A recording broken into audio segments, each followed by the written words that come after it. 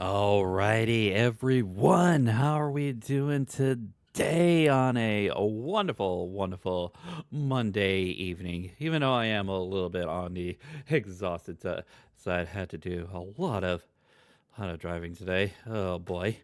But nevertheless, I was able to get back a good amount of time to get things set up. So we are ready to go ahead and get things started. So let's go ahead and begin. If you ever have problems with brigands, monsters, or the struggles of everyday life, I am the mercenary for the job. I am Zenny, mercenary VTuber for hire at your service. Hope y'all having a wonderful day. Hope y'all enjoy today's stream. And today, in the absence of future Baldur's Gate 3 streams because of all the technical difficulties we had to deal with. Oh boy. Today, we get to actually begin something that I've actually been looking forward to sort of like getting into for a little bit. This one has definitely been on my radar, and I will say, if it wasn't for the Baldur's Gate 3 streams, sort of like going down the way that it ended up going, I probably would have saved this for after we finished up Octopath Traveler. But nevertheless, today I trade in the my trusty great axe. It'll go. No, not gonna be using that today. I get to trade it in for a briefcase as well as a suit and tie, as I am going to be admitted to the bar of the courts of Phoenix Wright, Ace Attorney. I am looking forward to this one. It's going to be a little bit of an interesting thing because just like with quite a few of the other games and franchises that I end up sort of like playing here, I have very, very little experience. Like, let's just say the greatest amount of experience I have as far as like with anything Phoenix Wright related is a sort of a rendition of a comedy sketch known as Boot to the Head. I'm pretty sure that those of you out there probably are familiar with that particular little YouTube video there. Boot to the head. uh, but yeah, that is pretty much the major extent of my knowledge of Phoenix Wright, and has absolutely nothing to do with Phoenix Wright in general. Just sort of like seeing like the characters. I have seen like maybe like a few friends like actually sort of like play a little bit of the games. Like probably most notably our good friend Dan, aka X Deadly Smorex. Pops out rabbit hole. So I would say Courtrouche. Hey Moon, how's it going? Glad to see you. And also, hello Anki as well. Glad to see you both here. But yeah, we are in courtroom shenanigans, and I am going to be admitted to the bar of the court of shenanigans. And I am looking forward to every single moment of it. Actually,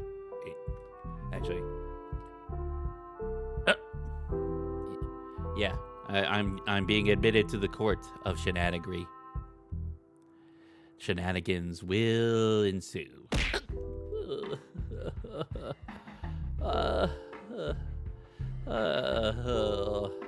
Puns incoming.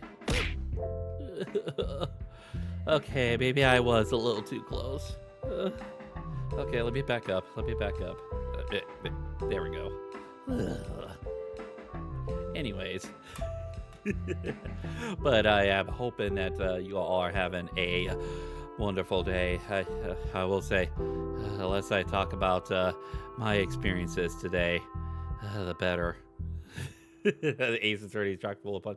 And hello, Glenn, as well. Glad to see you here as well. But people are starting to file in pretty well. So looking forward to getting right into it. So yeah.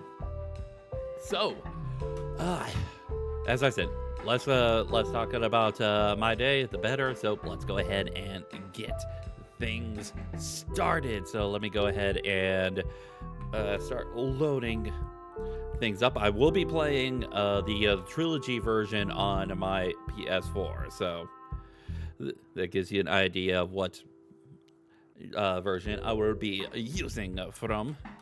But yeah, more interested though, how are you guys doing today as I go ahead and load things up? Yeah.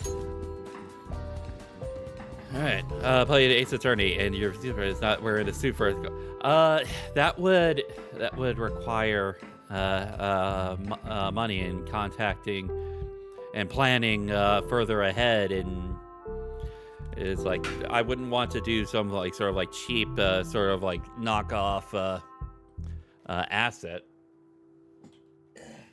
Sorry, ended up dropping my controller. Yeah. But yeah, oh, here we go.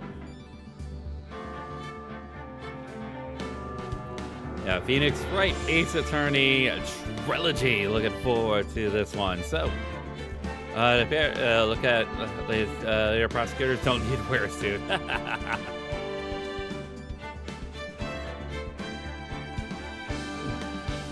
All right. Okay, so.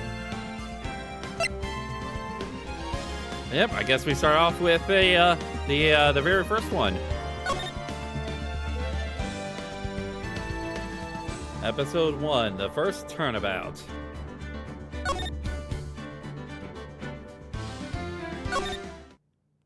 All right, let's go ahead and get things started here.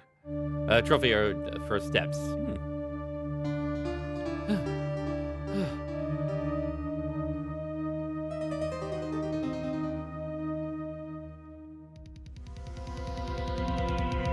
Ooh, damn it, why me? I can't get caught, not like this. I gotta find someone to pin this on. Someone like him. I'll make it look like he didn't.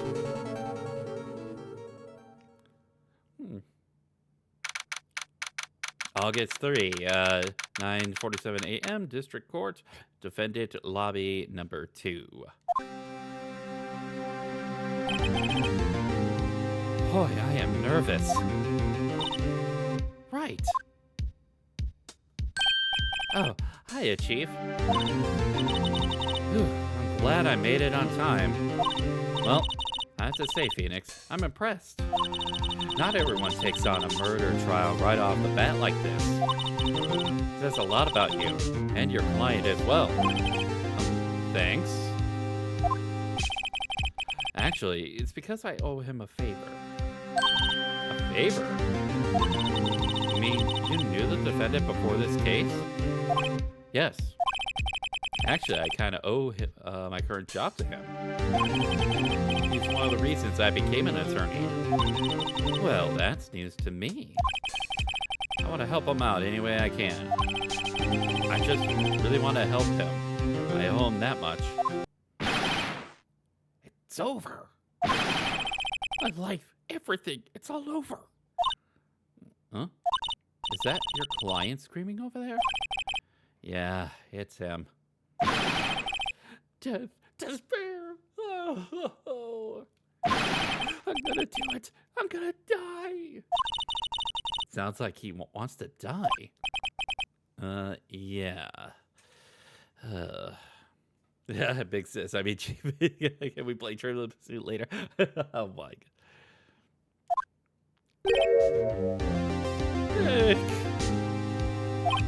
Hey there, Larry. Dude, I'm so guilty. Tell them I'm guilty. Give me the death sentence. I ain't afraid to die. What? What's wrong, Larry? Oh, it's all over. I'm finished. Finished. I can't live in a world without her. I can't. Who took her away from me, Nick? Who did this? Nick, you gotta tell me. Who took my baby away? Person responsible for your girlfriend's death. The newspapers say it was you.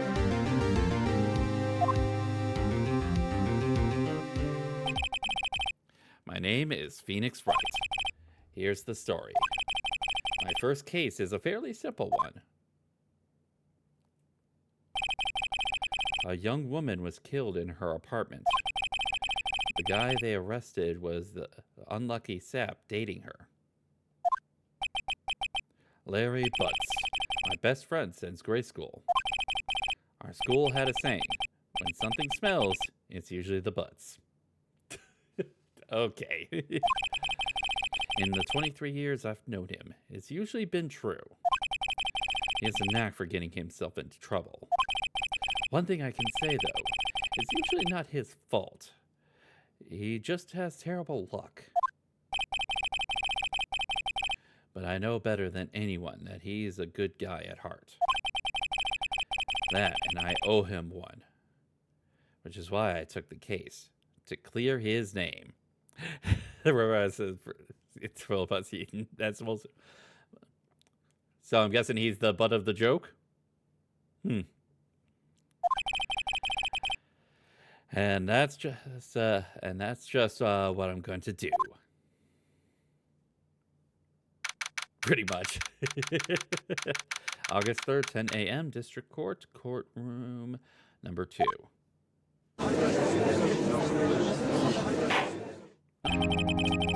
Court is now in session for the trial of Mr. Larry Butts. The prosecution is ready, Your Honor. The defense is ready, Your Honor. Mr. Wright, is this your first trial, is this not? Yes, Your Honor. I'm a little bit nervous. Your conduct during this trial will decide the fate of your client. Murder is a serious charge. For your client's sake, I hope you can control your nerves. Thank you, Your Honor. Mr. Wright, given the circumstances, I think we should have a test to ascertain your readiness. Yes, Your Honor. Hands shaking, my sight fading. The test will consist of a few simple questions. Answer them clearly and concisely. Restate the name of the defendant in this case. That would be Mr. Larry Butts. The defendant? Well, that's Larry Butts, Your Honor. Correct. Just keep your wits about him and you'll do fine. Next question. Is this a murder trial? Tell me what the victim's name. Hey! Thank you very much for the follow, Prosecutor Simon Blackwell. Thank you very much for the support. Hope you having a wonderful day. Hope you all enjoy the stream. That should put us up to 667 followers. Another 33 followers away from our next follower goal of 700. Looking forward to that. Thank you very much for the support once again. I know this one. Glad I read the case report over so many times.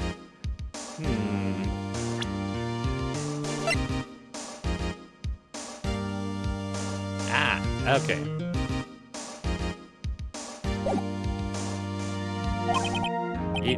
Wait.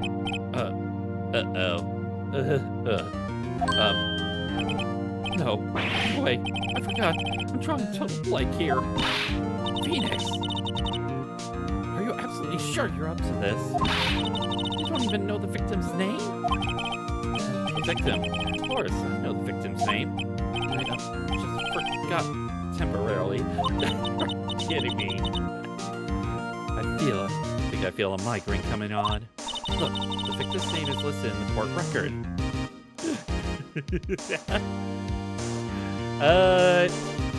Overruled, Gaussian. Okay. I said overruled. I said overruled, Gaussian. Your objection is overruled. Anyway.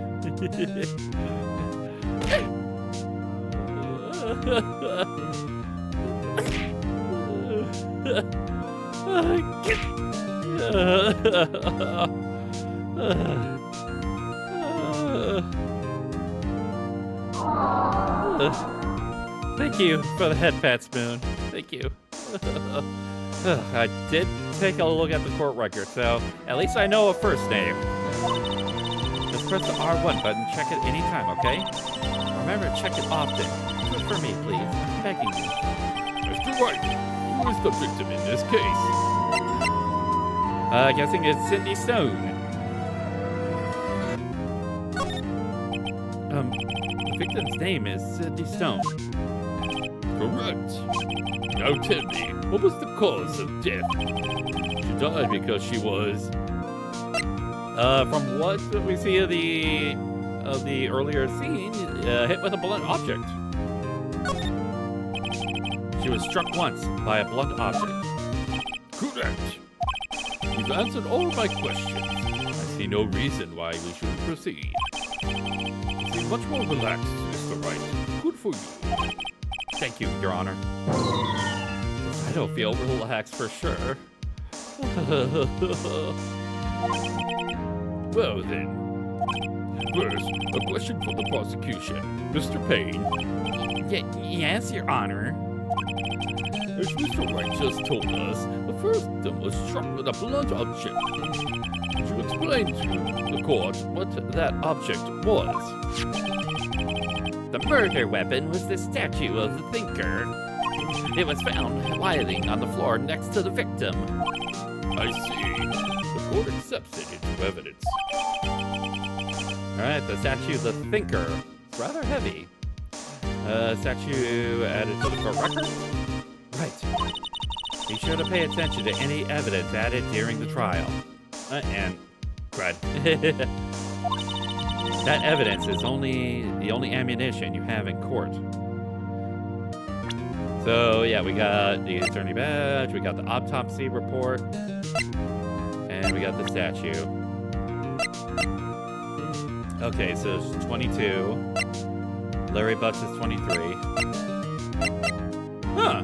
So Phoenix Wright is around the same age, so they've pretty much known each other their whole entire lives, because Phoenix Wright did mention that he's known him for about 23 years, so, huh. And then Winston Payne, the prosecutor. Likes presence. Generally bad at getting his points across. A model. Huh. How did an unlucky dude like him get with a model? Huh.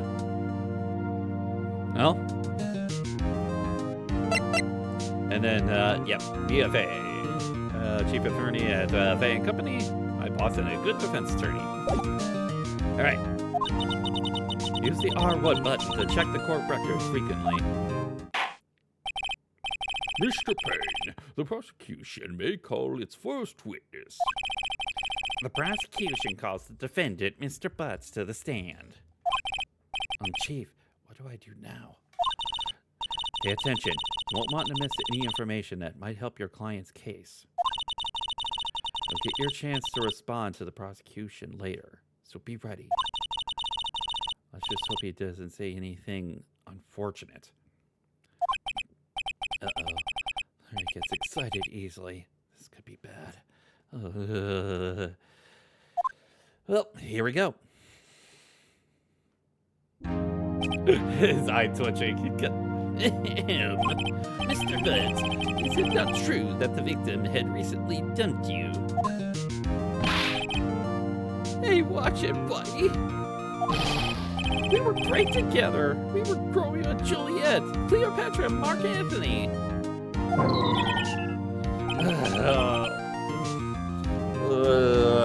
You can't see it, but I'm literally facepalming right now. Didn't they all die? Yeah. It wasn't dumb. She just wasn't taking my phone calls. Or seeing me, ever.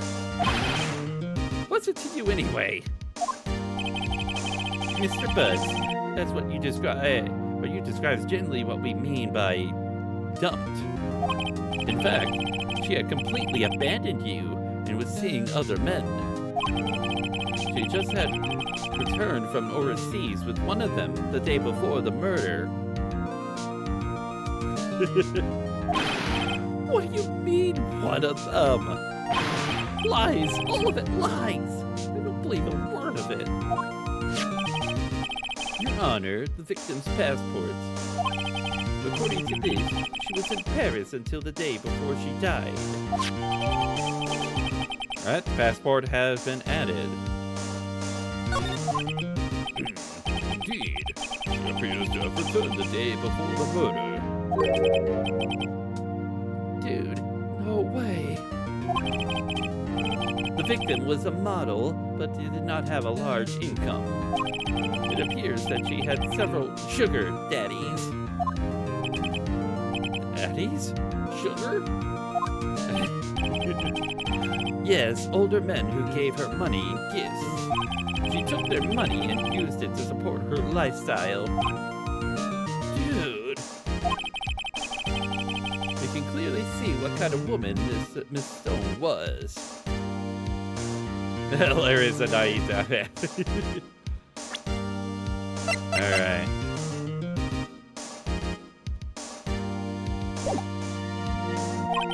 Tell me, Mr. Buds, what did you think of her now?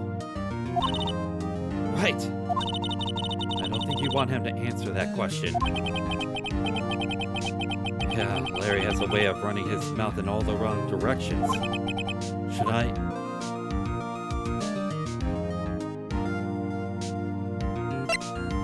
I guess we go ahead and stop them because they're asking us to stop them. So.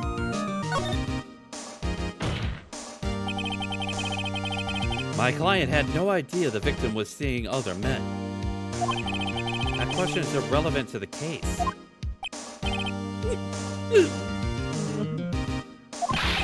Dude, man, what do you mean irrelevant?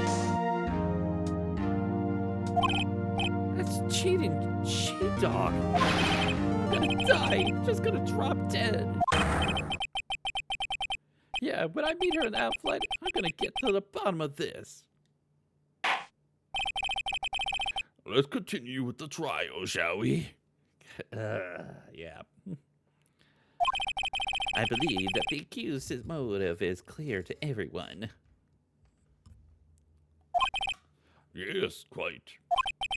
Oh boy, this is not looking so good.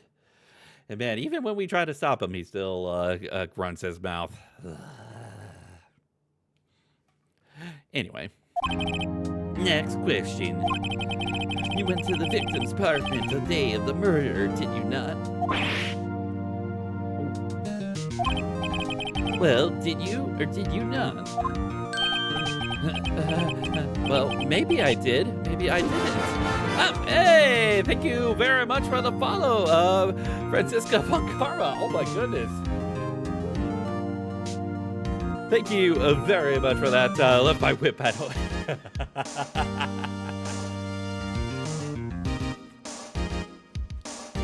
Thank you very much for that. Also, built like a jet. I am a Zenny mercenary VTuber hire at your service. I do a variety of stuff. So, thank you very much for the compliment.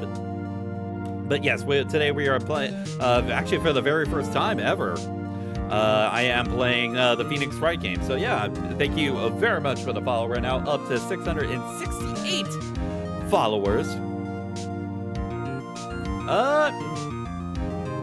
Not really. My mercenary company doesn't really deal with assassinations. Well, like sort of like protections and stuff like that. We like take on brigands. We defeat monsters.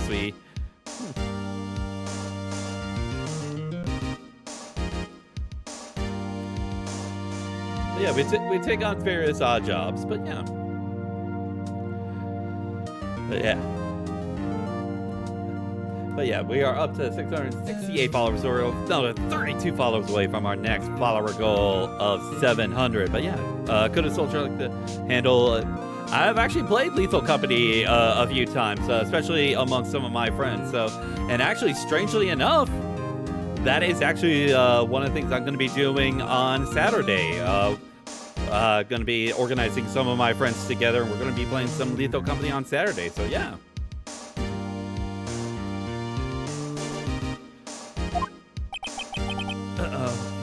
And what do I do?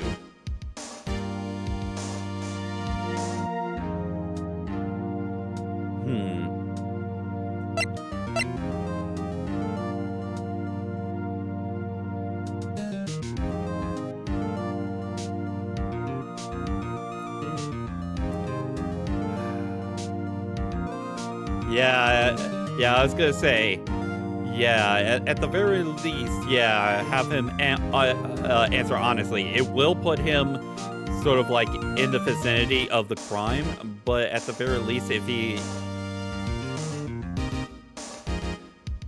has it in the testimony that he did answer honestly, and it does sort of like hold water, that will definitely give credit to his story. So. I know. Send him a signal. Tell the truth. Yeah.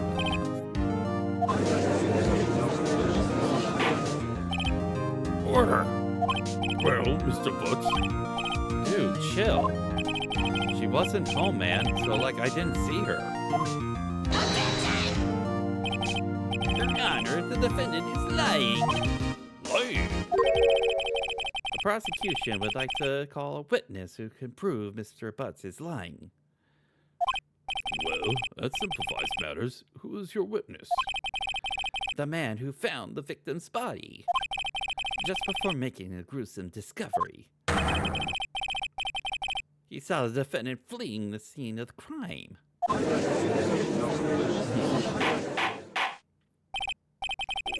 Order in the court. Mr. Payne, the prosecution may call its witness. Yes, Your Honor. We don't get to cross-examine? Huh. What happened to that? This is bad. On the day of the murder, my witness was selling newspapers at the victim's building. Please bring Mr. Frank Sawit to the stand.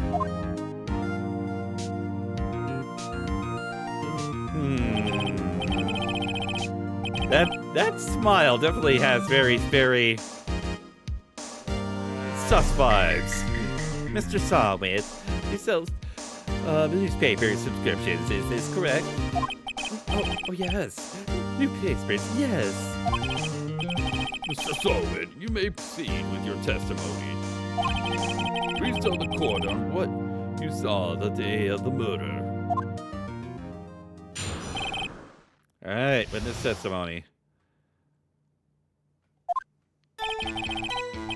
I was going door to door selling prescriptions when I saw a man fleeing an apartment. I thought he must be in a hurry because he left the door half open behind him. Thinking it was strange, I looked inside the apartment. Then I saw her lying there, a woman, not moving, dead. I in fright and found myself unable to go inside. I thought to call the police immediately. However, the phone in her apartment wasn't working. I went to a nearby park and found a public phone. I remember the time exactly. It was 1 p.m. Wait.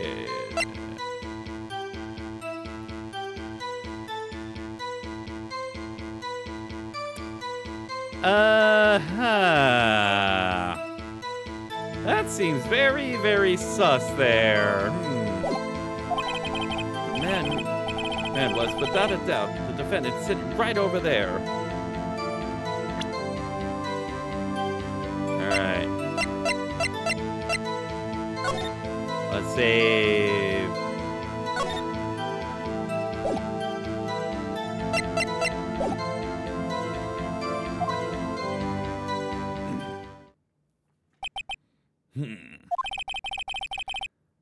Larry, why didn't you tell the truth? I can't defend you against a testimony like that. Incidentally, why wasn't the phone in the victim's apartment working? Your Honor, at the time of the murder, there was a blackout in the building. Aren't phones supposed to work during a blackout? Yes, Your Honor. However, some cordless phones do not function normally. The phone that Mr. Sawit used was one of those. Your Honor, I have a record of the blackout for your perusal.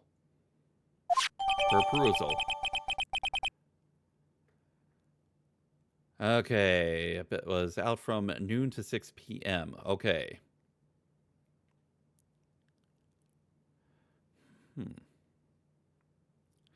Okay, so that does.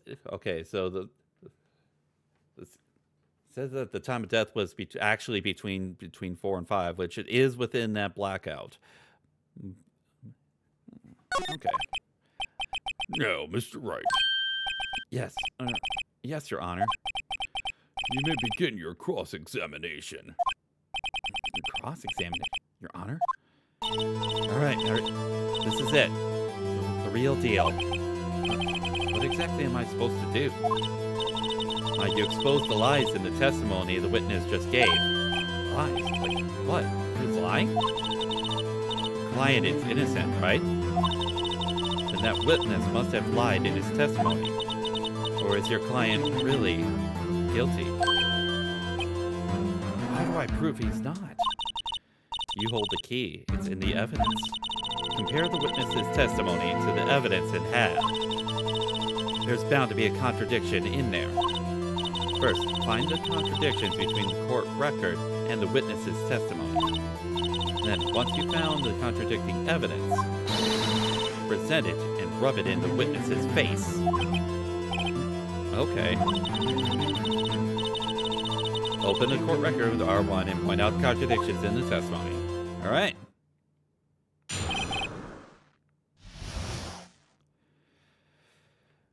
All right.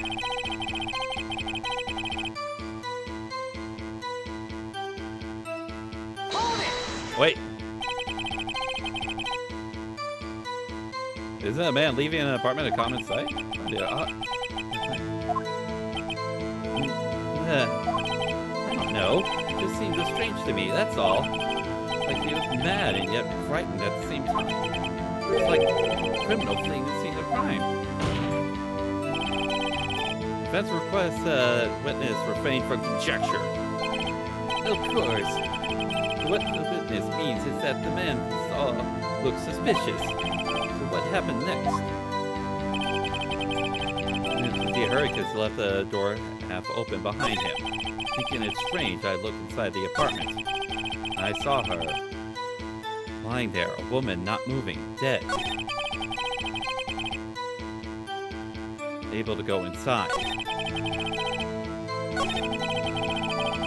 Wasn't working. Alright.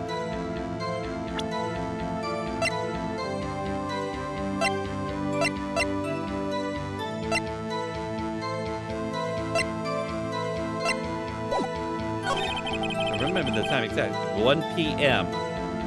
And Objection!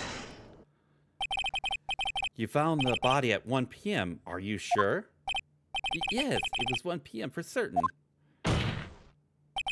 Frankly, I find that hard to believe. Your statement directly contradicts the autopsy report.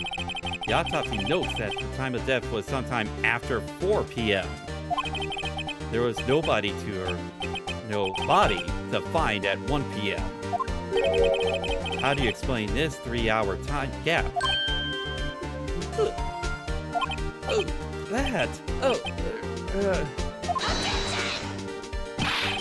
This is trivial. The witness really forgot the time.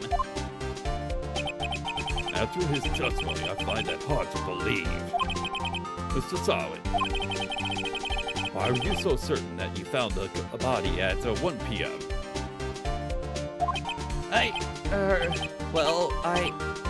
That's a really good question. Great job, Wright.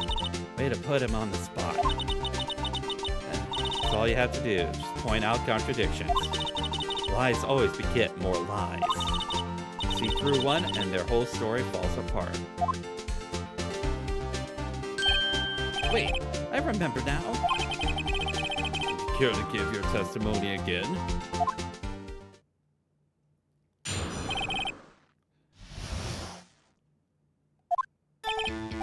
See, when I found the body, I heard the time. There was a voice saying the time. It was probably coming from the television. Oh, but it was off, wasn't it? Guess the victim must have been watching a video of a tape program. That's why I thought it was 1 p.m. Wait.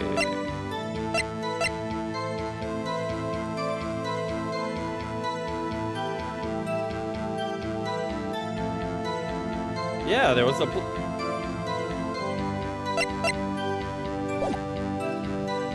Yeah, that is... Sorry about that misunderstanding.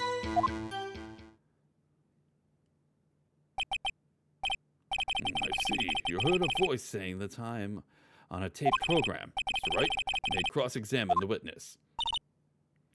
Right. You know what to do. I got this one. Yep.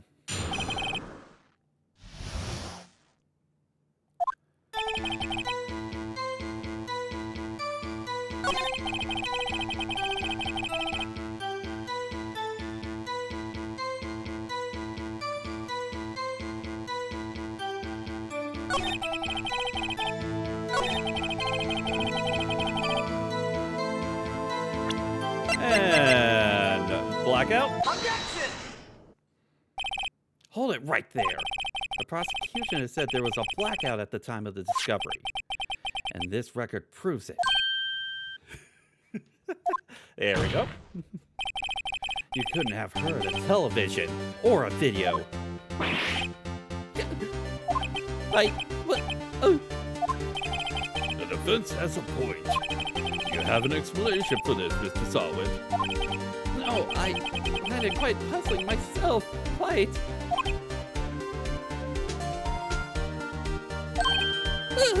Wait, I remember now. Mr. Solid, the court would prefer to hear an accurate testimony from the very beginning. These constant corrections are harming your credibility. Honestly, at this point, his credibility is pretty much irrecoverable. That, and you seem rather... And you seem rather distraught. My apologies, Your Honor. It must have been a shock of finding the body. Very well, Mr. Solid. Let's hear your testimony once more, please.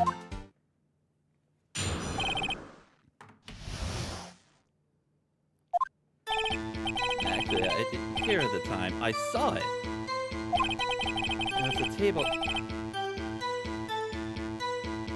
A table clock that... Yeah, the murder one. Ah, there we go.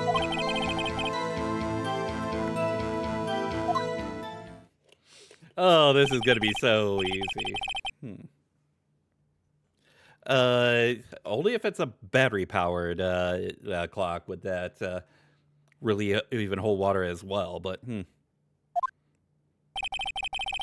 Defense may cross-examine the witness. Gladly.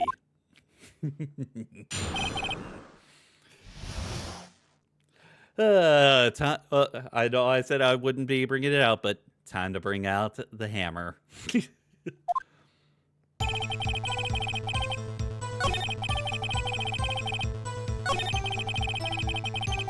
And present.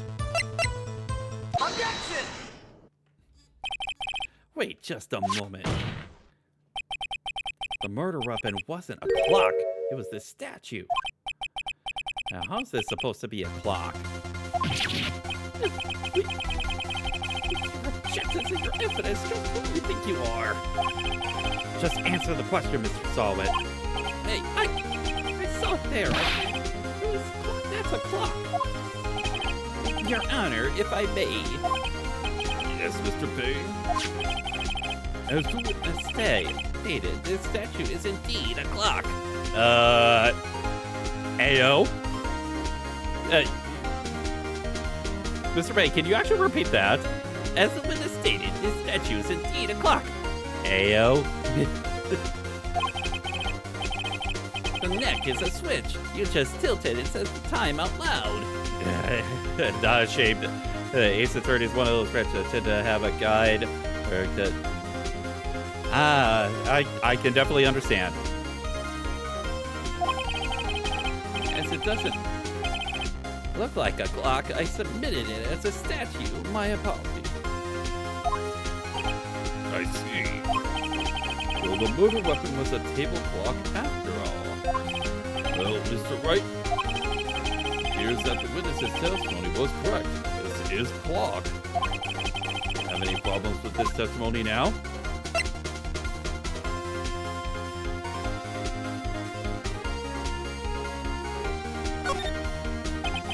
Your Honor, there is a gaping hole in the witness's testimony. The only way he could have known the weapon was a clock is to hold it in his hand. Yet the witness testified that he never entered the apartment.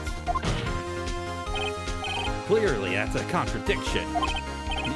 Indeed. The witness knew his clock because he...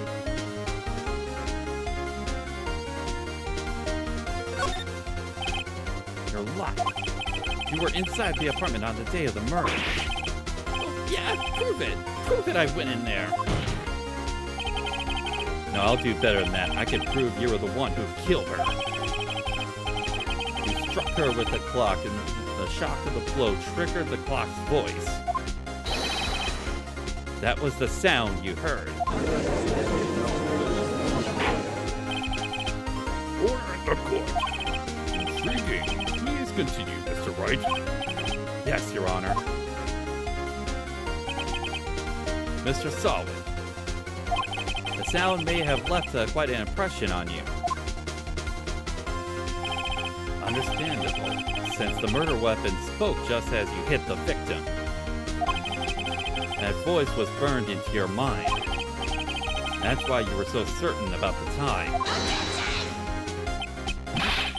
What's the meaning of this? It's all baseless conjecture. Baseless? Just look at the witness's face. Would the witness care to elaborate? Did you strike the victim with the clock? I never. Oh, I saw.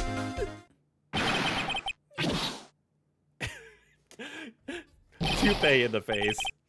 Shut up, shut up, shut up, shut up, shut up. I hate you. It was him. I tell you, I saw him. I killed her and he should burn. Burn. Give him death. Order. Order in the court, I say. Your Honor, a moment, please. There isn't a shred of evidence supporting defense's claims. Mr. Wright. Your Honor? You claim the sound that the witness heard came from the clock. Toupee in the face. Do you have any evidence? No case is writing on this. Better think through it carefully. Your Honor, the sound Mr. Solid heard was definitely this clock. A fact that is as clear as he simplified.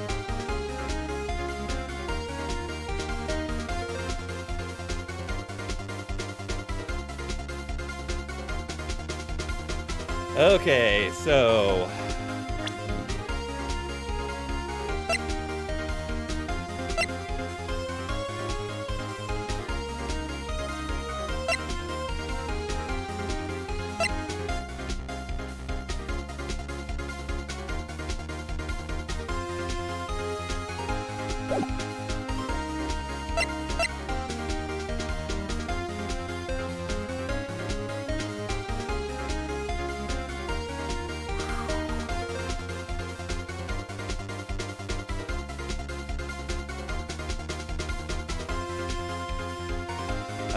Don't know.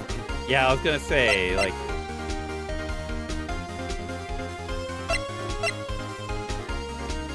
Yeah, try sounding the clock, or examine the clock's batteries.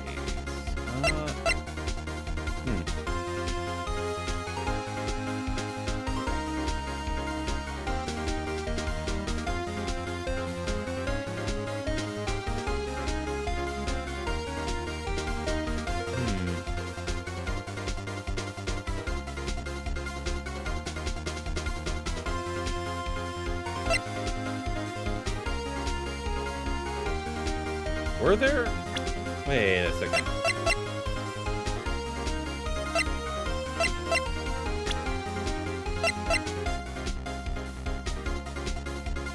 Yeah, she lives in an apartment by herself.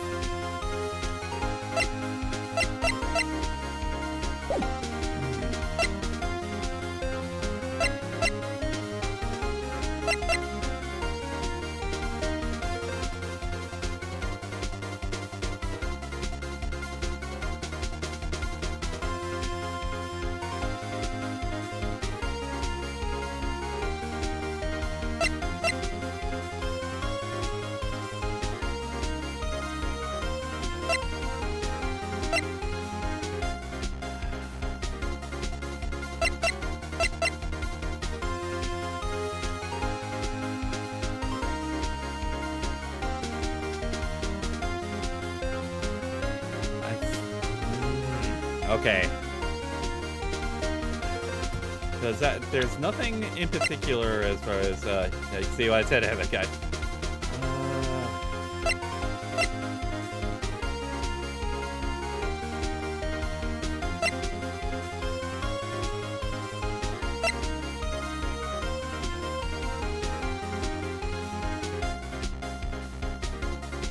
Yeah, because this is definitely very open-ended.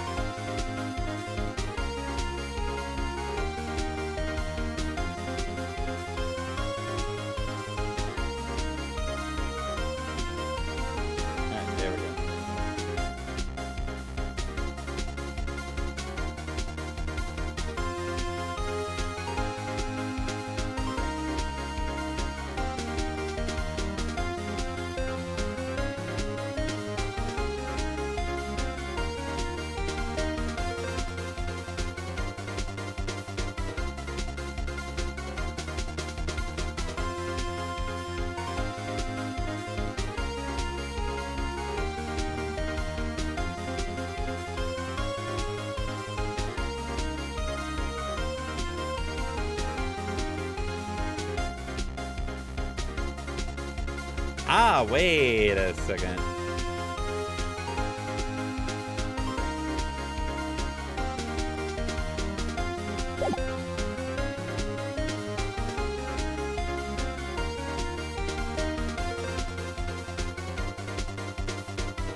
Huh.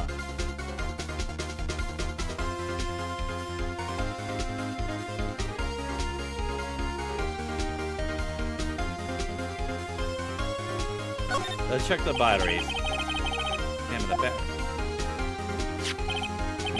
batteries are... Right, wait, clock seems to be working fine. What exactly do you mean?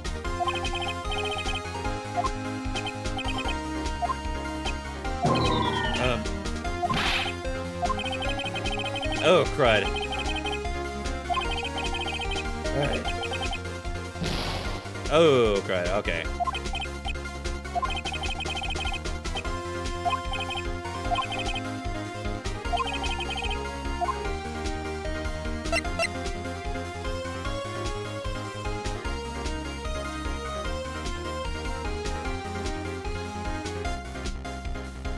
Okay, that's actually...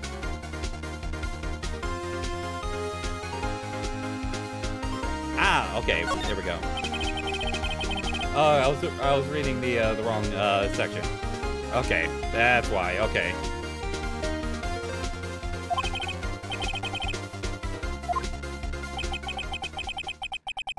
Ask the court to listen. I think it's 8:25. Certainly is a strange way to announce the time. Well, he is the thinker, after all. So the clock. What are your conclusions, Mr. Wright? Mr. Payne, can you tell us what time it is now? It's 11:25. There we go.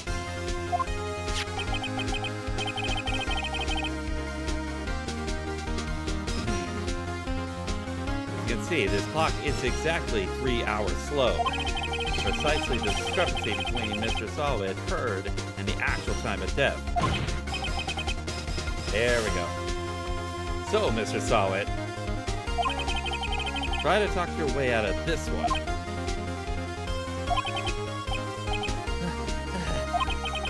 Forgot one thing.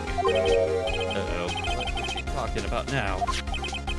While it may seem like the clock is running 3 hours slow, it proves nothing. How do you know it was running 3 hours slow on the day of the murder? If you can't prove that, then you don't have a case. There, this is the part that I was reading a little bit earlier. Okay. How am I supposed to prove that? Damn it. So close. Mr. Wright? Seems you lack the critical evidence to support your claim. Yes, Your Honor. Seems I cannot let you in depth the witness. Fortunately, this ends the cross-examination of Mr. Frank Solid. I'm all the way down here to testify, and look what happens. You treat me like a criminal. Criminal. You lawyers are all slime. Almost had him. I failed. There's nothing I can do about it now. No? Not so fast, Mr. Solid. Yeah, I mean, Chief. Listen up, Mr. Wright. Don't throw this one away. Not like this. Think. It's over. I can't prove the clock was slow the day of the murder. Nobody can prove that. Well, yes. That doesn't mean you still can't win. Try thinking out of the box. Don't waste time doubting the facts. Assume the clock was 3 hours slow and think it through. Ask yourself, why was the clock 3 hours slow? Figure out the reason, you'll have your proof. Alright, Mr. Wright? Think of a reason why the clock would be 3 hours slow. Yes, we can. Wait, maybe I can prove it. Let's have the evidence somewhere that can prove it, right? Find it and let him have it. Well, Mr. Wright, you said the clock was already running slow the day of the murder. Have you found evidence to support this claim? Of course. There's a piece of evidence in the court record that can prove my claim beyond a doubt.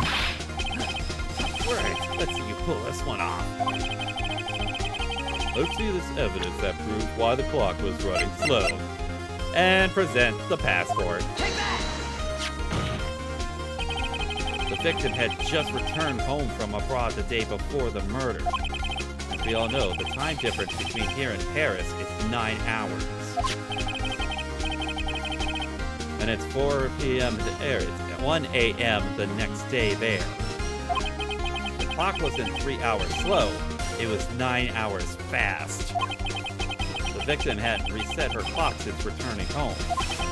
That's why the time you heard when you struck her dead in the apartment was wrong.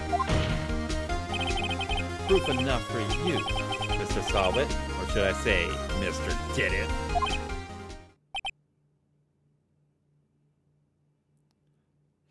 And Order! Order, I say! Well, this case has certainly turned out different than we all expected. Mr. Payne, your witness? he was arrested and has been taken away, Your Honor. Very well. Mr. Wright, Yes, Your Honor? I have to say, I'm impressed. I don't think I've ever seen someone complete a defense so quickly. find the true culprit at the same time. Thank you, Your Honor.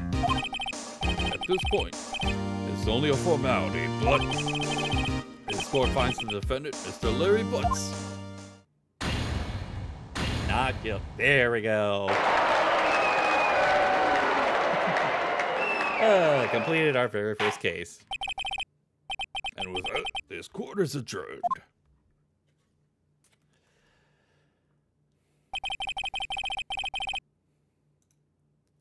There we go. Turns out Mr. Frank Sawit was a common burglar.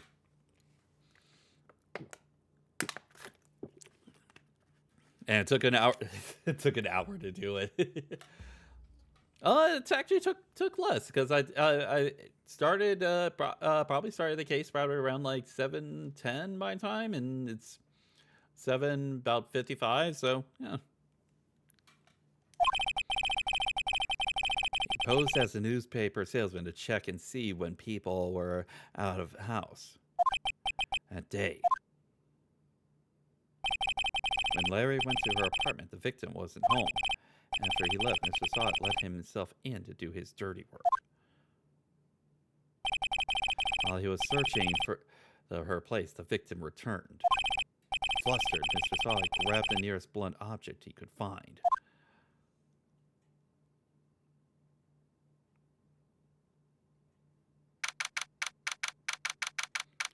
August 3rd, 2:32, District Court, Defendant Lobby Number 2. I can still can't believe we won. Right. Good job there. Congratulations. Thanks, Chief. I owe it all to you. Not at all, not at all. You fought your own battle in there. It's been a while since I've seen a trial end on such a satisfying note. I've never seen the Chief looking this happy. She's this glad. Imagine how Larry must feel. My life is over. Larry, you're supposed to be happy. What's wrong now? Oh, Nick. Don't worry about me. I'll be dead and gone soon. Good. Wait. No, I mean, bad. Larry, you're innocent. The case is closed. But my son, he's gone, man. Gone forever. Larry, she was a... never mind. Congratulations, Harry. Harry? Yes, you. I can practically see the headlines now. Harry Butts. It's Larry Butts. Thanks. I really owe you one. Won't forget this ever. Let's celebrate. Dinner? Movie? My treat. Oh no, I couldn't. I was the one who got you off the hook. Oh, hey. Hey there, take this. It's a present. You're giving me the murder weapon. Why are you giving me the murder weapon? The present? Alright, wait, wasn't this the evidence that... Oh, you're giving Mia the present, okay. Actually, I made this clock for her. Oh. Ayo. I made one for her and one for me. Oh, okay. So it's not the actual... Yeah, there's no blood on it, so... Really? You made this? Well, thank you. I'll keep it as a memento. Yo, Nick. Can you believe it? I was so into that chick.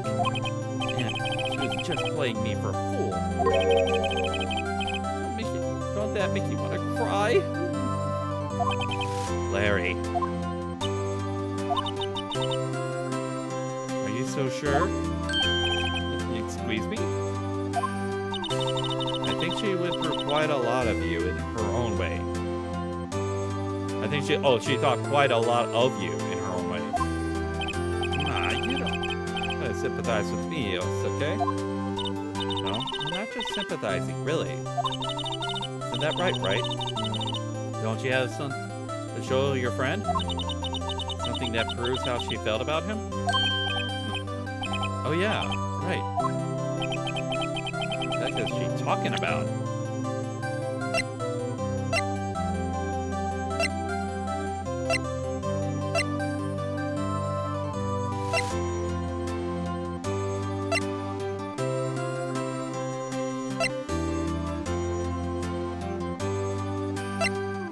Huh.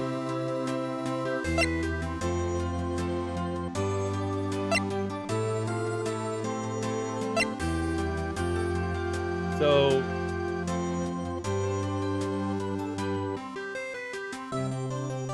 yeah. Yeah, she did, yeah, she kept the statue at her apartment, yeah. Take that! Check this out, Larry. I'm positive you weren't just some chump to her. Huh? What about the clock? This is the clock you made for her, Larry. And she took it with her when she traveled. Whatever, she probably just needed a clock, that's all. You think so? It's a pretty heavy clock to take for traveling. Well, make of it what you will. Hey, Nick. I'm glad I asked you to be my lawyer.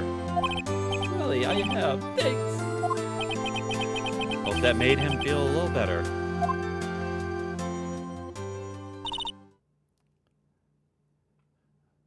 Right? I hope you see the importance of evidence now. Also, hopefully you realize things change depending on how you look at them. People, too.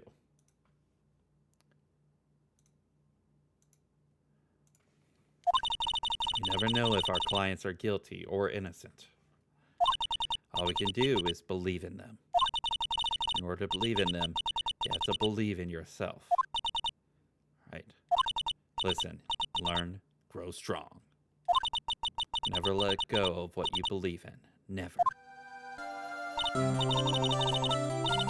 I think our work here is done. Shall we off then? Yeah, I guess so. Hey, how about dinner? On me. We'll drink a toast to innocent butts. Yeah. Oh, speaking of Harry. It's Larry. You're saying part of why you became a lawyer was because of him. Yeah, part at least. You have to tell me more about it sometime. Maybe over drinks? Alright, and so my first trial came to a close. Larry slapped me on the back and said, "Gee, Nick, it's good to have friends." I'm pretty sure he's not going to pay us, unless you count the clock he gave me up.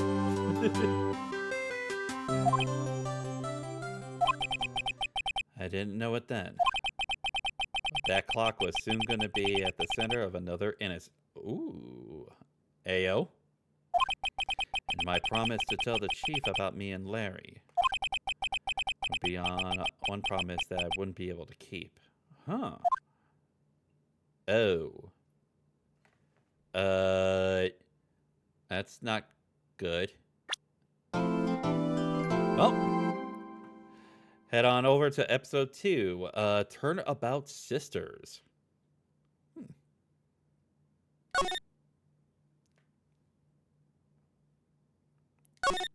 Yes, we will go ahead and save our progress.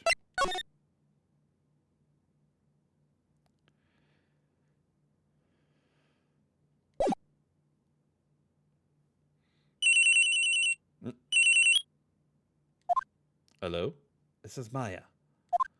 Hey, Maya, it's me. Maya, what's up? You haven't called in a while. Sorry, I've been so busy. How have you been? Well, lonely. It's all your fault. I'm just teasing. I've been great. Finally getting used to having my own place. That's good to hear. Actually, I'm calling because I have a favor to ask. I know. You want me to hold evidence for you? Sharp as always. There's a lot of buzz about the upcoming trial. I just don't feel safe keeping the evidence here. I gotcha. So what is it this time? It's a clock. A clock? Yeah, it's made to look like this statue, the Thinker. It tells you the time. But you might like it. You always like toys. Hey, I'm not a little girl anymore, sis.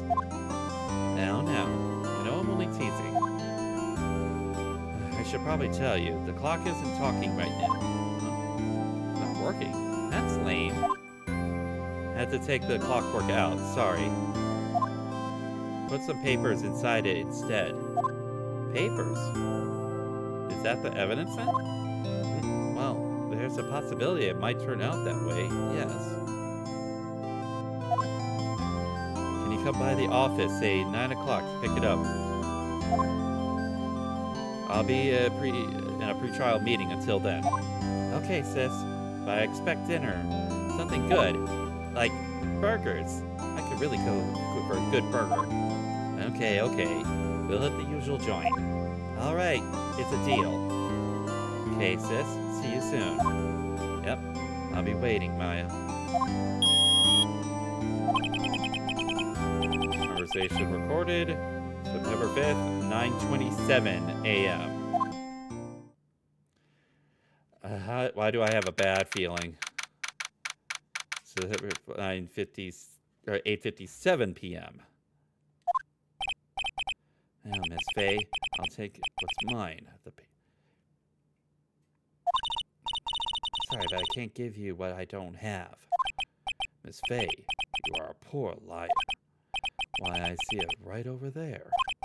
It must be the thinker that swallowed those papers. How could you know? You're not as coniferous of my background. Cogniferous, yeah.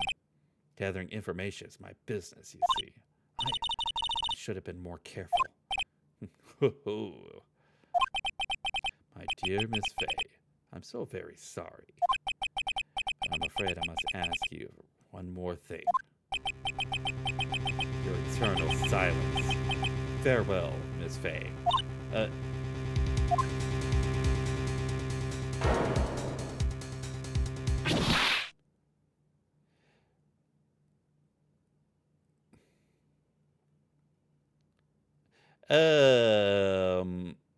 Red, white, blue.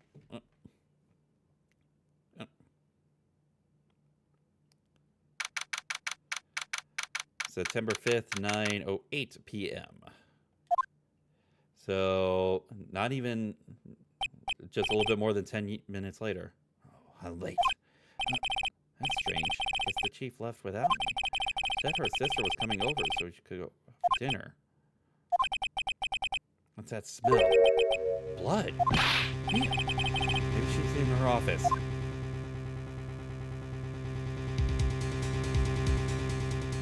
I will examine. Actually, move.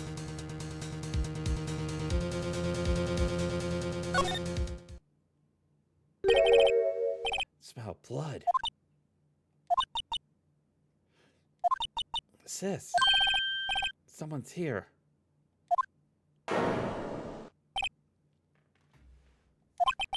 Chief? Chief? Chief?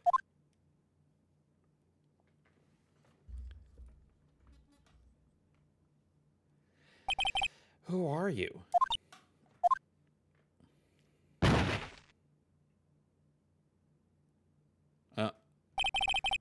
Strange girl dropped out cold. Left her lying on the office sofa. Went back to the chief where she lay under the window.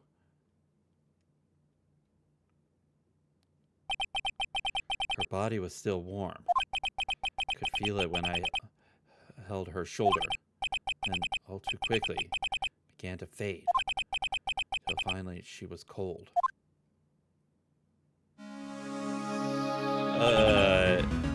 Chief. All right.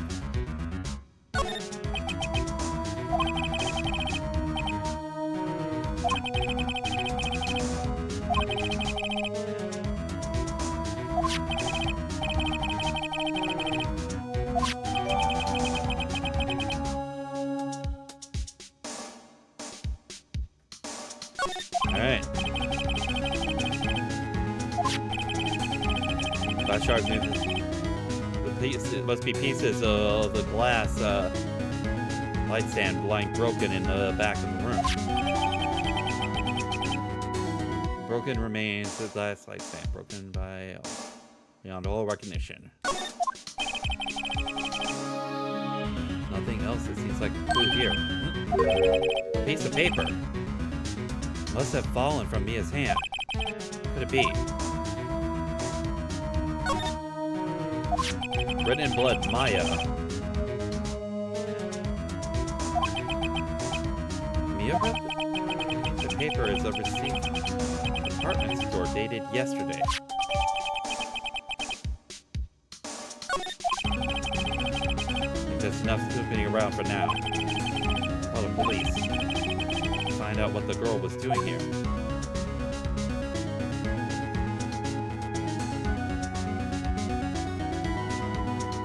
And say...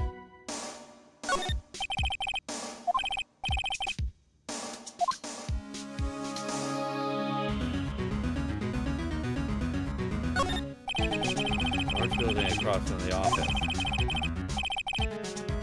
This looks like...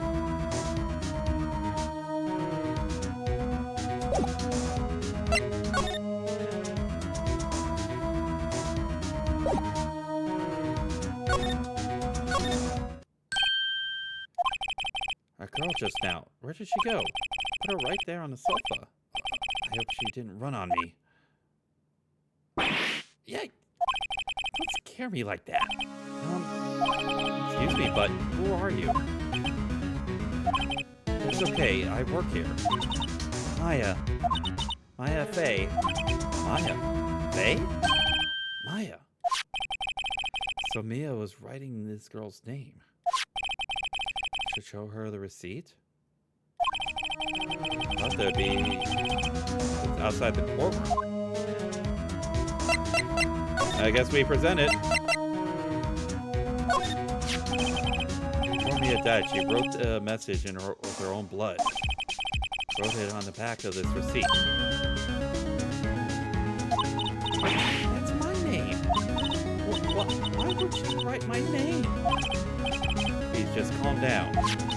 Please write my name. I've done it. Hurry up and call the police.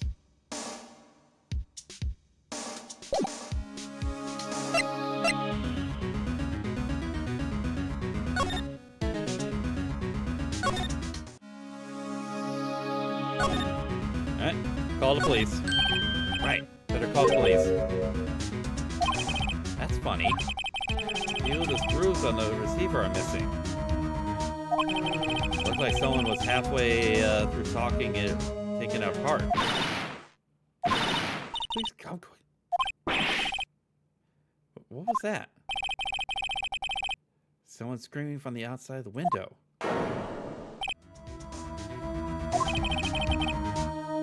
She's staring right at me. She's holding a phone in her hand.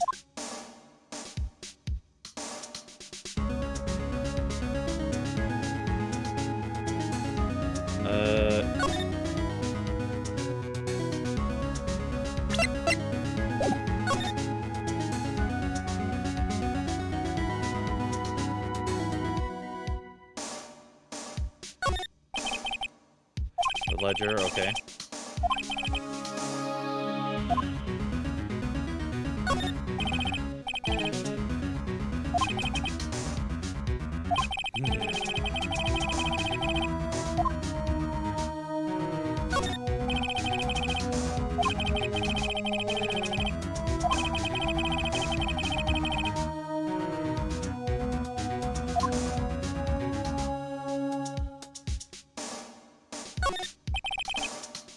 Yeah.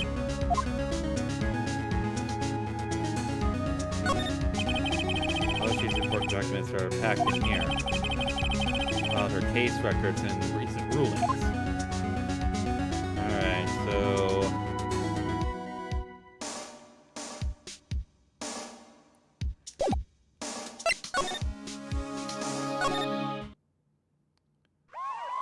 Oh, and...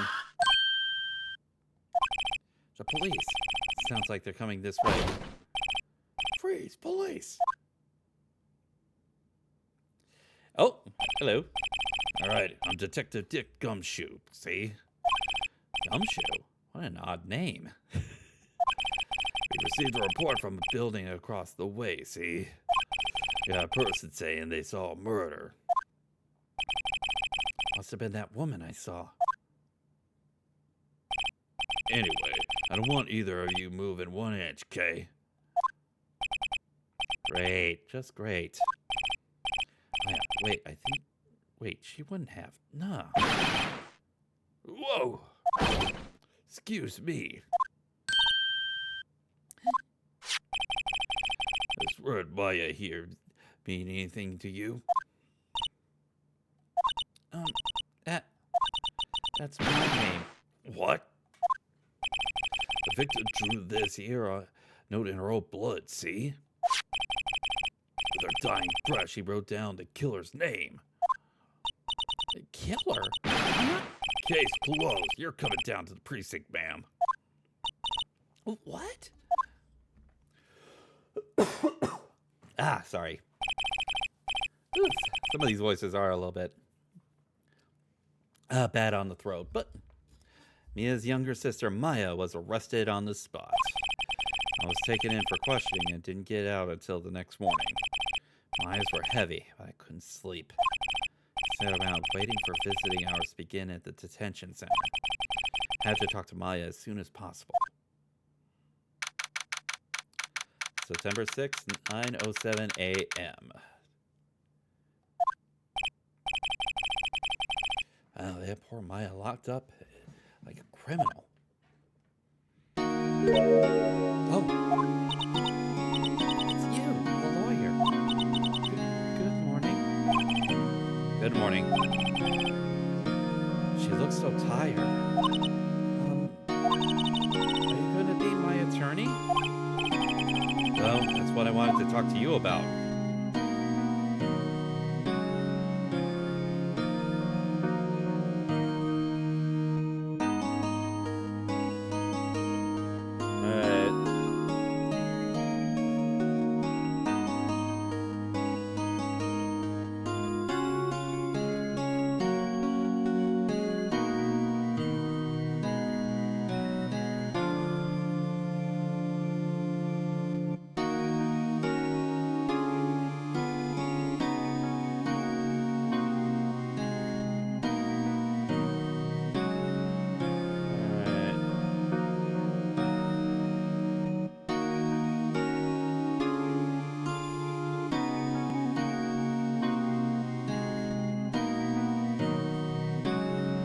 Okay, it doesn't matter. Yeah.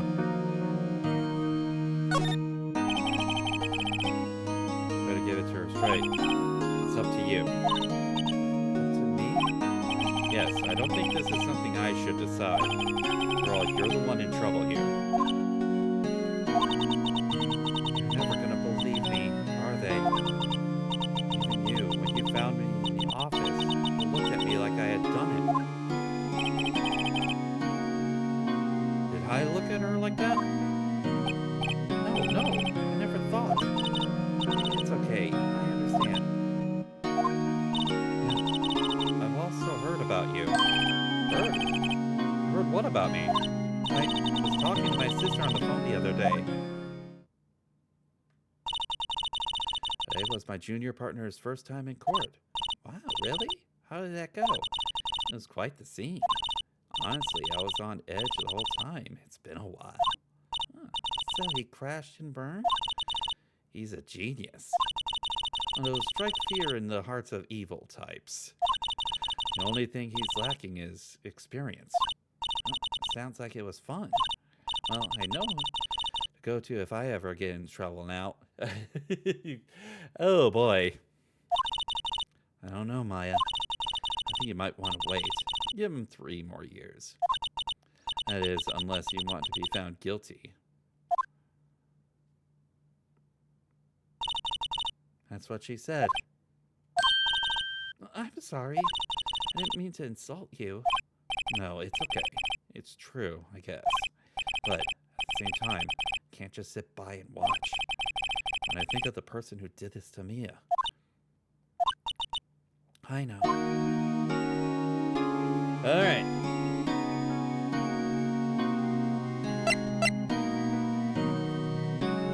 All right, let's go ahead and talk with her. There's something I've been wanting to ask you. Yes? What's with that outfit? Oh, this? This is what all acolytes wear. It's my uniform, you could say. Acolytes? Like people in religious training? What is it you do? Oh, it's nothing strange, really. I'm a spirit medium in training. A spirit medium? Pretty sure that qualifies as strange. Alright, the day of the crime. Can you tell me about the day of the murder? Yes. Let's see. That morning, I got a call from my sister. She wanted me to hold on to a piece of evidence for an upcoming trial. Evidence? Yes. That clock shaped like the thinker. One Larry made. How could that been evidence in a case? Right. She said something about that. I remember. You want to hear it in her own voice?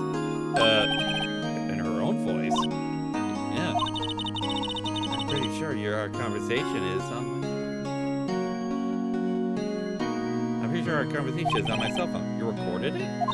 Yeah, I forgot how to delete those things. Alright, the cell phone. So, you say you have a conversation with your sister on your cell phone. Let's hear it. Right. Oh. I just remembered that detective took my cell phone. Sorry. Oh, right. Of course. Next time I see Detective Gumshoe, I'll ask him for it. I'll write you a note so you don't forget, okay?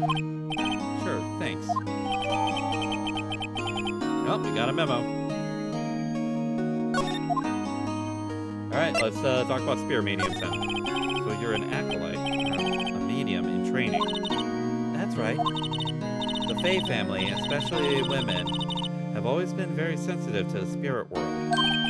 Wait a second, you said the Fae family? So Mia was into this stuff too? Of course. She left the mountain to follow her career, she said.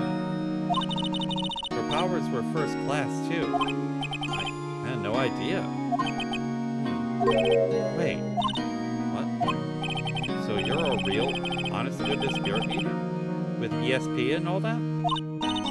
Yes, in training. Oh.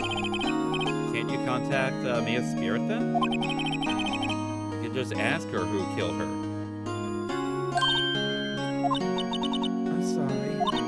I'm still in training. I couldn't do something on that level. I thought that would be too easy. Something the matter? I was wondering, could I ask you a favor? This is the address of a famous lawyer. My sister gave me this a long time ago. He said if I was ever in trouble, I should call him. And well, I'm in trouble. Do you think you could go ask him to represent me?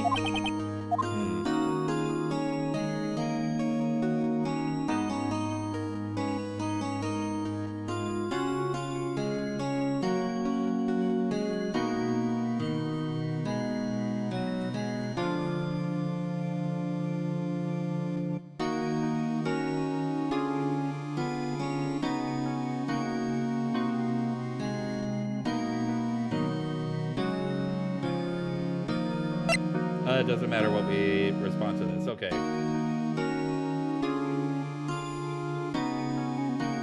Nah. I'm sorry. I think this was the kind of thing you should really do yourself. You're right. Something wrong? Actually, I asked the police to contact him, and they tried calling a few times. Nobody could get a hold of him. They couldn't find him. I have no one left to ask. Hey, what about your parents? Okay, don't worry. I'll go ask him for you. You will? Thank you so much. I'm just worried what will happen if I can find him. They told me that if I don't find one, the state will pick an attorney to defend me. When will that happen? They're giving me until 4 this afternoon. And visiting hours are almost up. I better hurry. Right, I'll be back.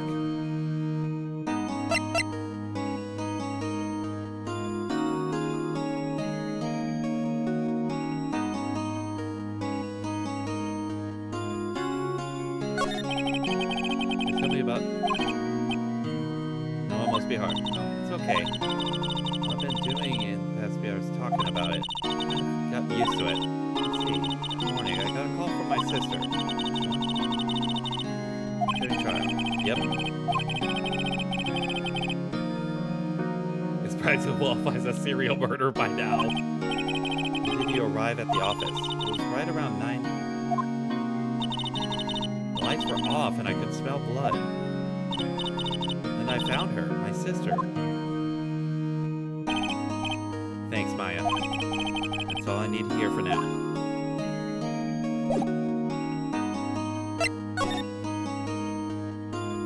Alright, so...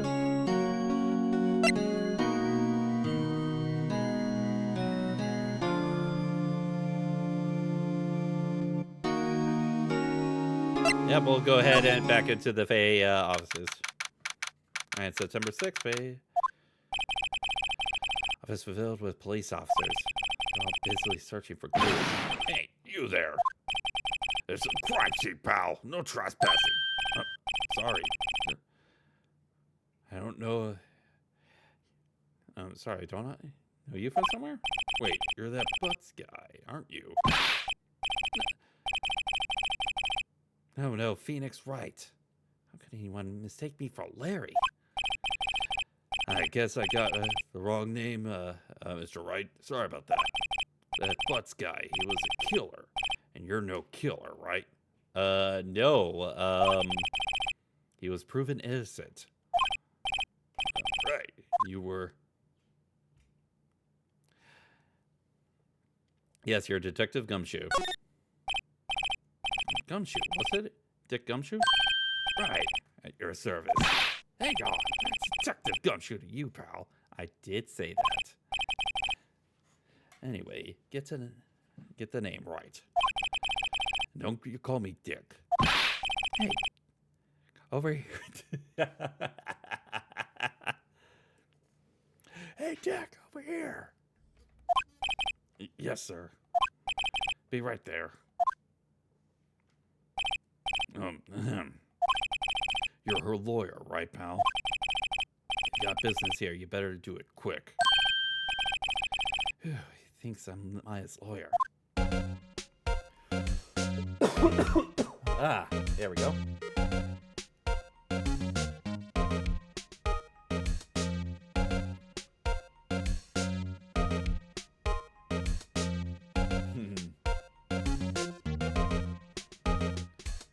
Alright, so, yeah, let's talk to Gumshoe here. Let's first talk about Mia. It's about Miss Faye. Did you do an autopsy? You want to know the results, eh?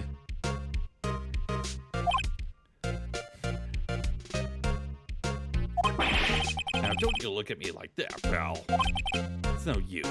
She might have been your boss, but that doesn't mean you get any special treatment. Alright. You can see the report. That's all. Time of death at 9 p.m. exactly. Cause single blunt force trauma. Death was instantaneous. And let's talk about Maya. About Maya. Yeah, I'm looking forward to the trial. Sorry, pal, but this is one trial you aren't gonna win. Why do you say that? The city's put Prosecutor Edgeworth on the prosecution. Ooh, Edgeworth. I'm sure you know what that means. You're gonna be you being a lawyer and all. Well, let's talk about Mr. Edgeworth then. Prosecutor Edgeworth. That's right, pal. Mr. Miles Edgeworth himself. Wait, you know him, don't you?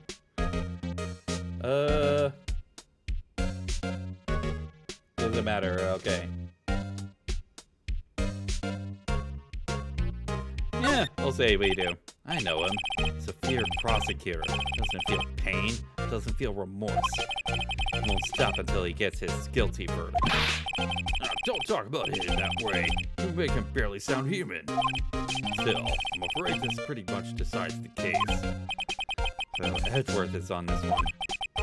He hasn't lost a case since he became a prosecutor at an incredibly young age of 20. Of course, there are rumors of back alley deals and forged evidence. All I know for sure is that Edgeworth hates crime with an almost abnormal passion. Never imagined I'd be facing him so soon. Well,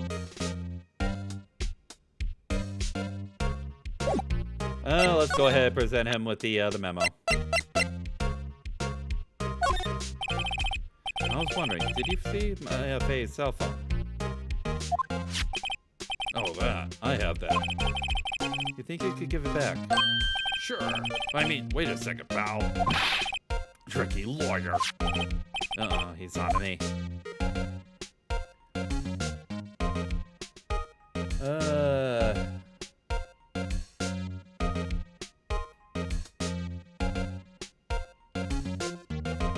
We'll tell it straight.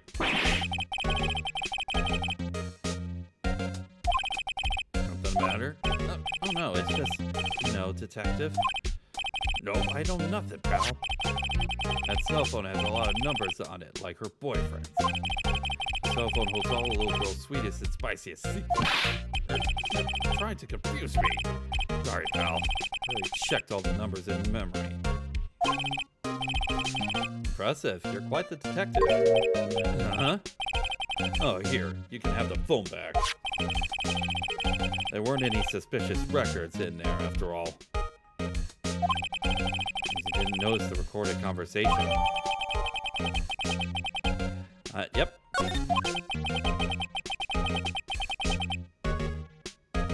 All right. Yeah.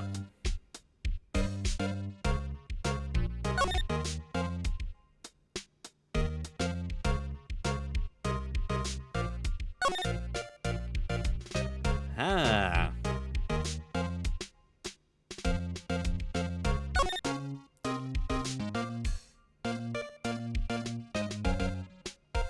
All right.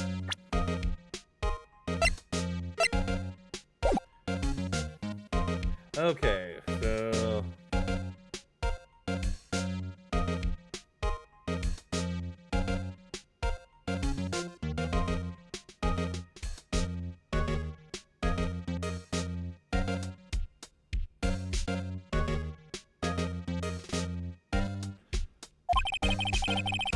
I guess I asked all the questions I need to. You all done it? Well, yes, thank you. I'll be heading out now. Oh, wait. One more thing I wanted to mention to you. I don't suppose you're planning on talking to the witness. Anyway, you better not. No influencing witness with your lawyerly ways, pal. Yep. Come to think of it, I'd completely forgotten about her. The witness? Yeah, Miss April May. Sorry about this. I can't tell you anything about her.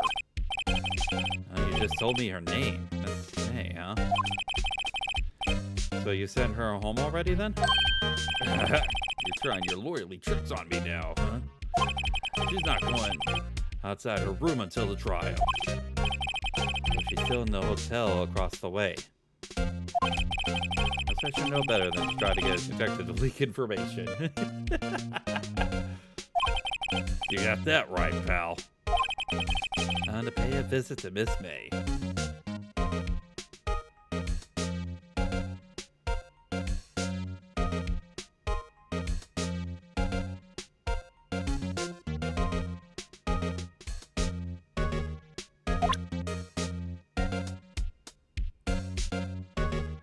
Alright.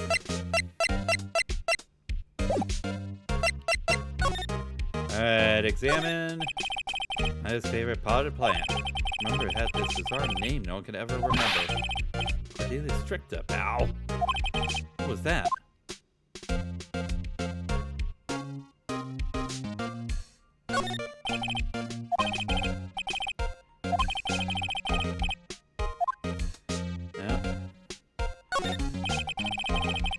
Found out legal books here. The picture, old movie poster, apparently. Aw.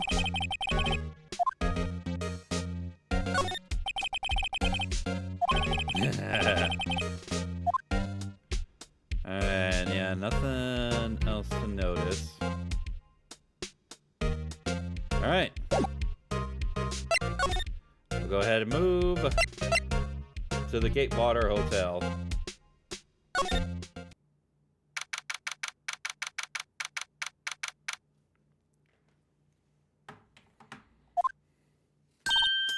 Well, hello there, handsome. Why do you have your hands posed like that? Are you trying to act like a cat?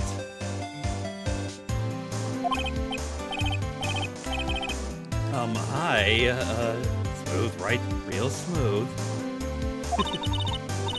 You're the lawyer, aren't you? Detective Colby. No! None of that! Shame on you! He said, don't say nothing to that lawyer, pal.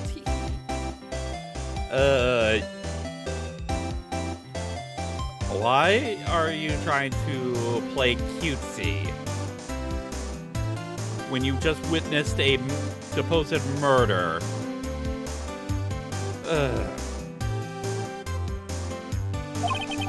Now with yourself, thanks Detective Gumshoe for making my job harder.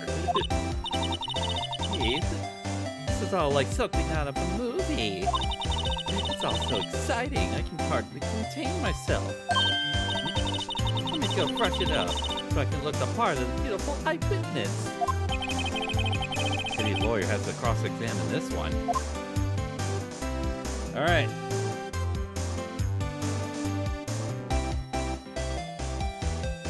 Alright, let's go ahead. Ooh, examine. Sticks out like a sore thumb. There's a screwdriver stuck in this drawer. Wonder what's inside. Hey! What are you doing? No touching. Oh, bad boy. Really shouldn't pry around in other people's rooms now. Wouldn't want me to make me upset, would you? Upset? Thought she was gonna explode for a second there. Wonder what could be inside the drawer.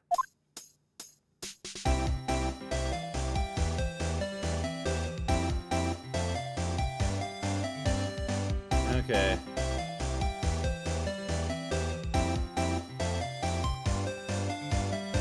Yeah, let's go ahead and, yeah, go ahead and talk with her. Do you think you could tell me something? You could describe what you observed from the time of the incident. Oh, observe? Incident? You sound like just a lawyer in the movies. I like a man with a big vocabulary.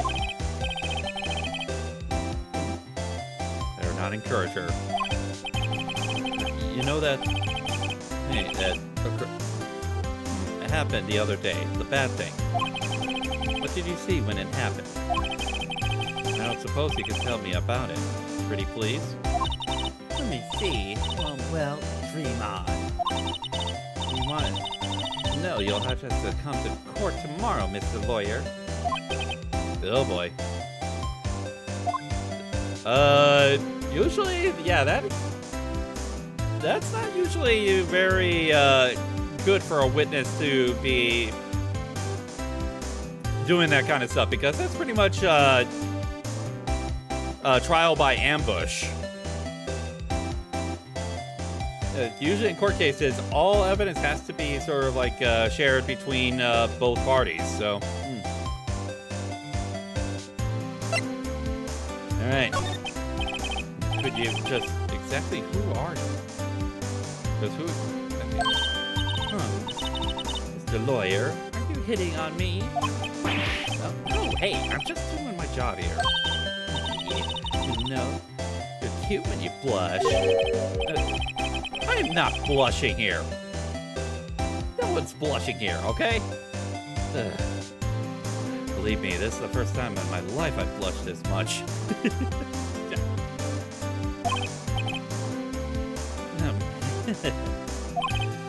Right. Just tell me what it is you do. Well, no, hee. You had your little hopes up, did you? Once again, that's usually what doesn't happen in actual trials. Oh boy. See, there are 2 glasses on the table. There's someone staying here with you. Oh, what an amazing powers of observation. You must be one of those famous detectives, like on the television. Oh, no, not me. Just a lawyer. Hey, Mr. Big Detective, why don't you go look for clues in the garbage, Miss May doesn't like nosy little lawyers, Oh boy. Well. Yeah, we'll go ahead and move on. Now we go to the Grossberg law offices.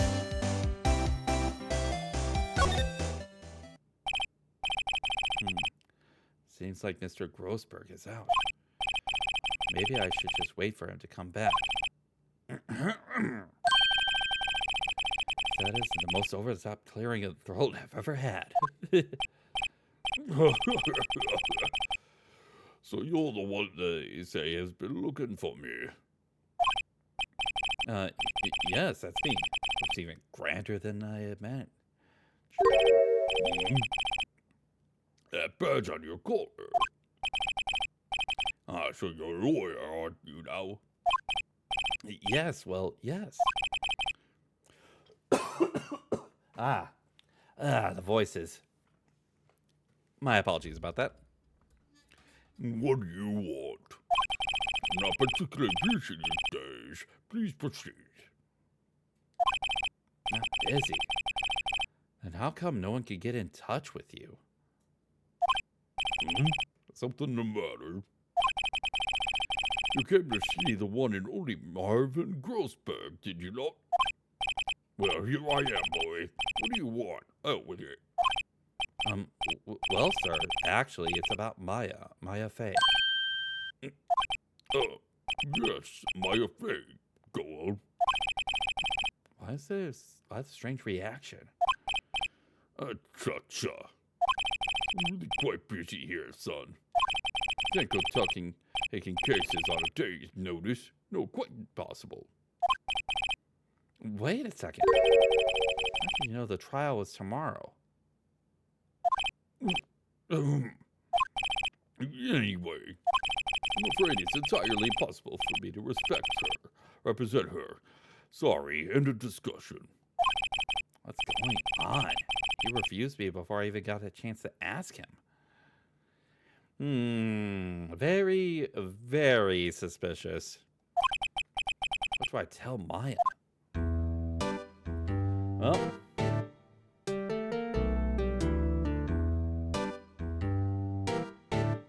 Well, time to talk.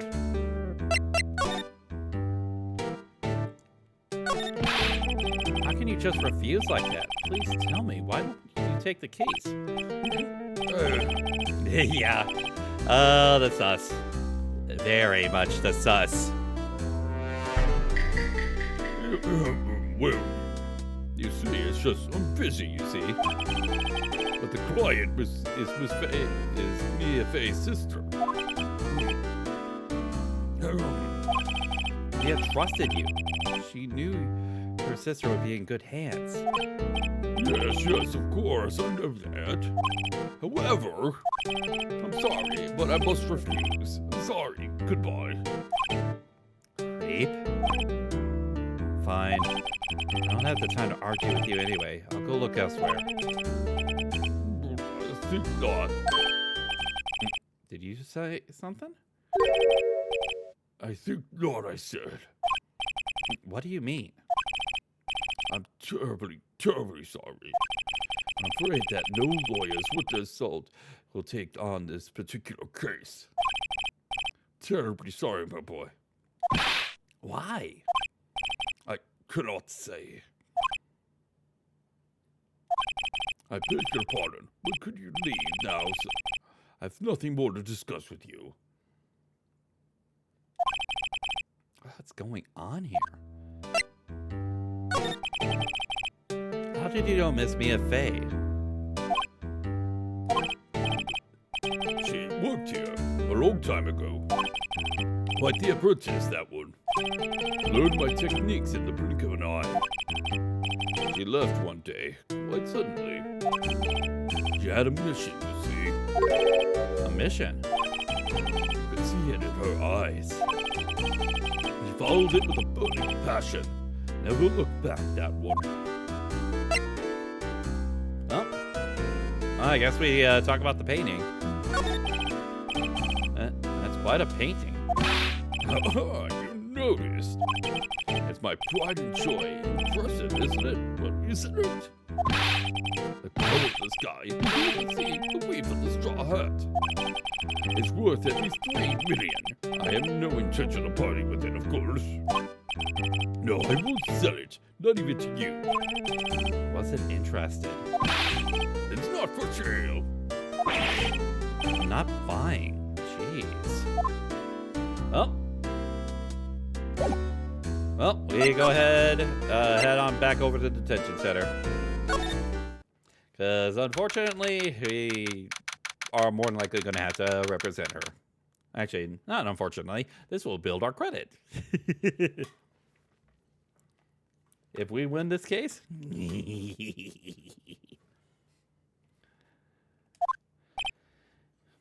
Hiya. Oh, you're back. Did you find the lawyer?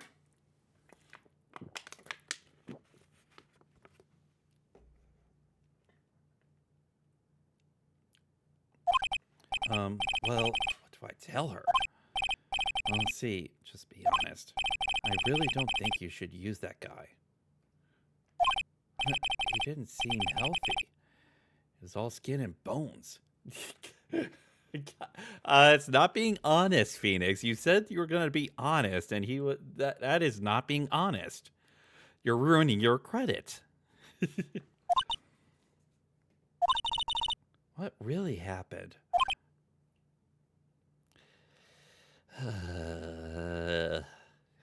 This is what happens, Phoenix. That's what happens when you lie. You don't mean he refused to help? I see. I've been abandoned then. All right.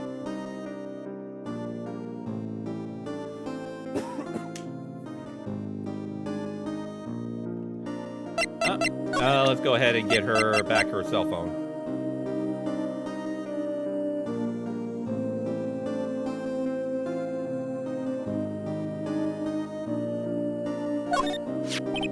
Hey, I got your cell phone back. Oh, say. Can I listen to my sister's voice?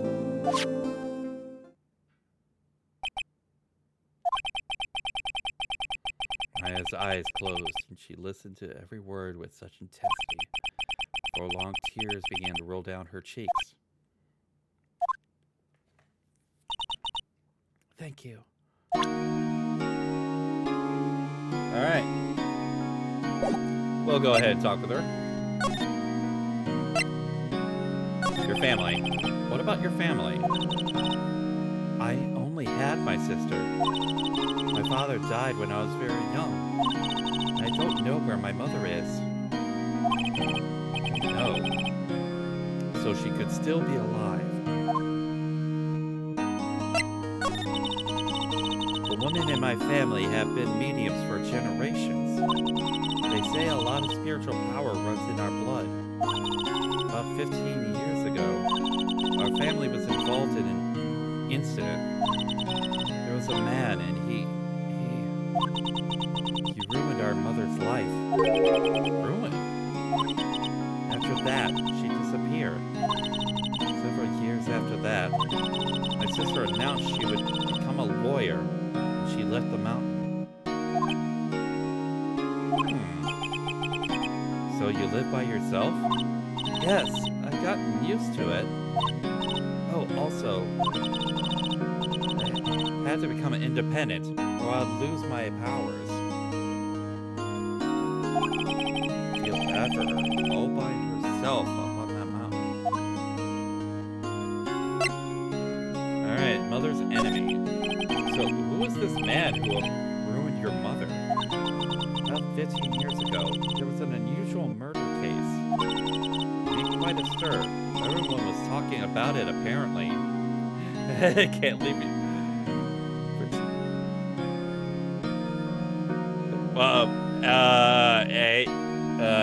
AO? Can't leave you alone for 2 seconds. Last time I did that, I blew up a Malaysian. What's it? AO? Anyway. The police were running out of leads, and they were getting desperate. Wait. They didn't use a spiritual medium, did they? The police convinced my mother to try to contact the victim. Wow. So what happened? The case was solved. We thought. You thought? The man my mother helped the police capture was innocent. The police's consultation with the medium had been carried out in secret, of course. But the man found out about it and leaked it to the press. Ah. He told all the papers that my mother was a fraud, and the media jumped on it big time. My mother became a laughingstock of the nation. I see. White. Excuse me? White.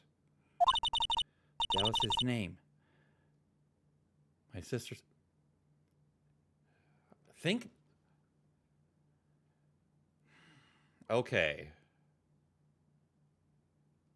Huh. Because I'm guessing it was, if I remember right, it probably was Maya that did say red, white, blue as her final words. White. It's a little longer before the state-appointed lawyer comes, I guess. 4 p.m. Time's up. What should I do? Do I just leave her or go home?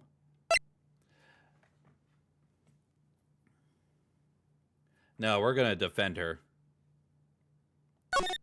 I've made up my mind. I'm going to defend you whether you want me to or not. Why? Why? Well, I can't abandon you.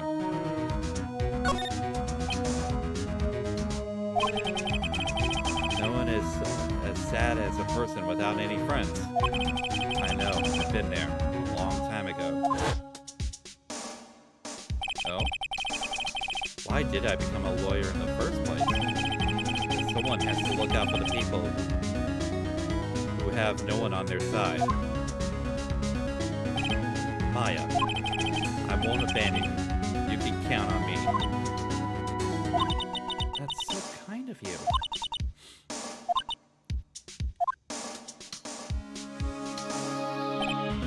Well, let's fight this one and get you out of here. Right, thank you. Smiled at last. Looks like an entirely different person. One last question. You are innocent, right? Yes. I trust you. So you trust me too, okay? It's a deal. So, what next? There's something that's been bugging me. What was inside that strange woman's drawer? When I tried to look at the drawer that she got all defensive. There must be something in there. Alright, nothing else that we can talk about right now.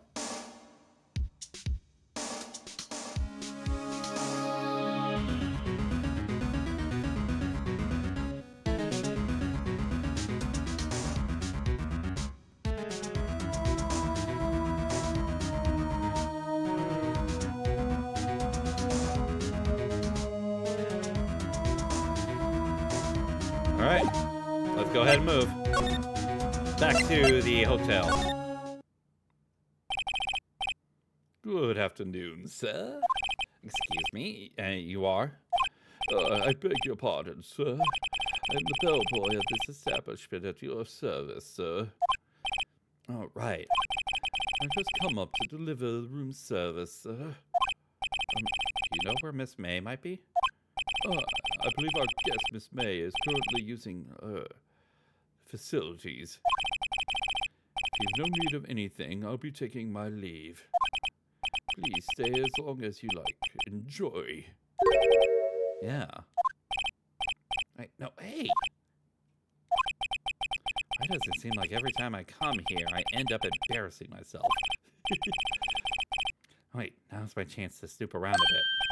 I almost forgot. Came back so quick. I'm asking you to inform Miss May that there is a message for her. Please tell her Mr. White of Blue Corp phoned. Oh, Mr. White. Oh, right, sure. Mr. White of Blue Corp.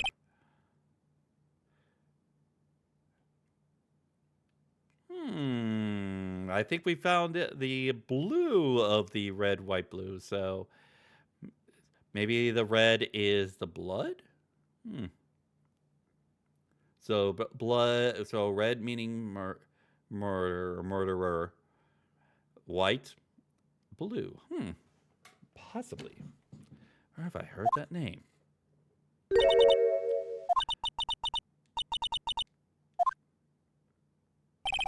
White was the name of the guy who ruined me and Maya's mother. Could it be a coincidence? All right.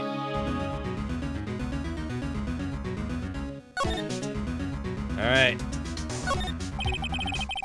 There's a screwdriver sticking out of the half-open drawer. Now's my chance to see what's inside. What do we have here? A wiretap? What would a woman like her be doing with a thing like this?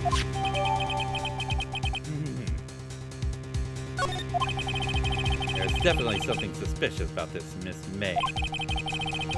Why would she have something like this in her hotel room? There's a story behind all this, I know it.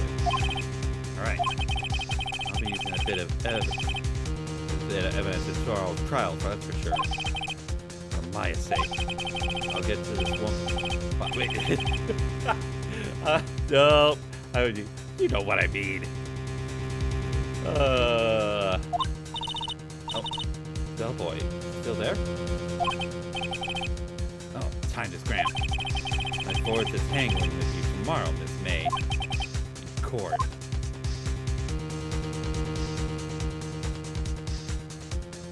Alright. Time to prepare for the trial. Alright.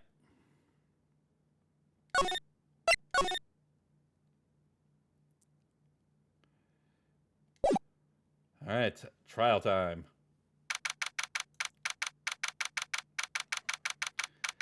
Alright, district court, courtroom number 1.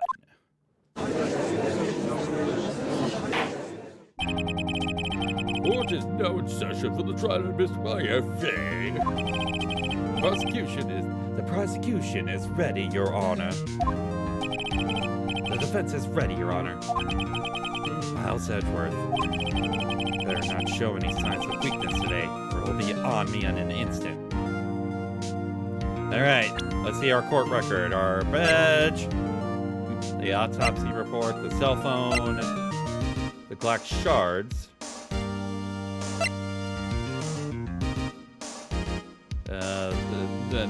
the murder weapon, again, different thinker statue, but still murder weapon, the wiretap, and the receipt.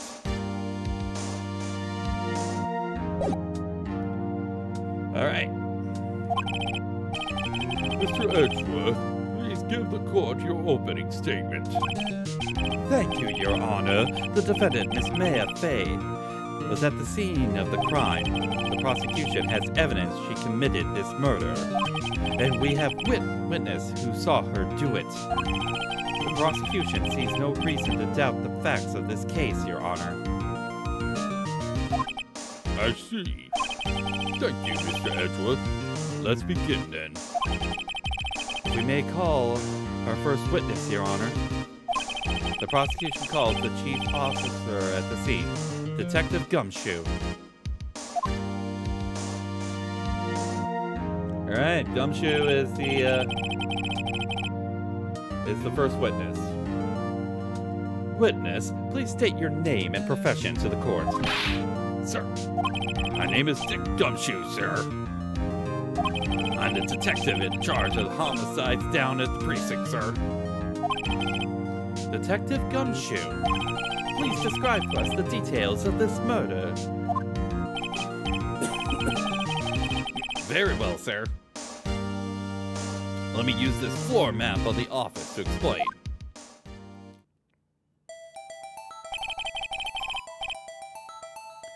The body was found by this window here. And the cause of death? Loss of blood due to being struck by a blunt object, sir. The murder weapon was the statue of the thinker found next to the body, sir. It was heavy enough to be a deadly weapon, even in a girl's hands, sir. The court accepts this statue as evidence. They're still calling it a statue, even though it's proven to be a clock. Remember that? I never actually. No, okay.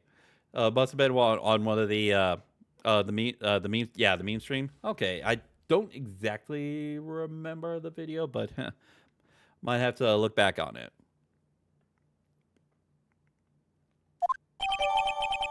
All right, the floor plans are added to the court record.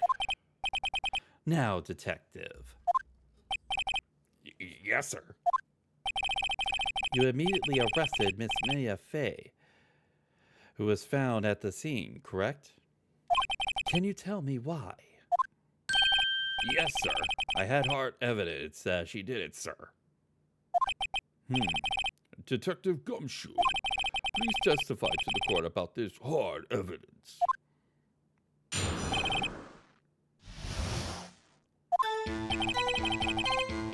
As soon as the phone call came in, I rushed it.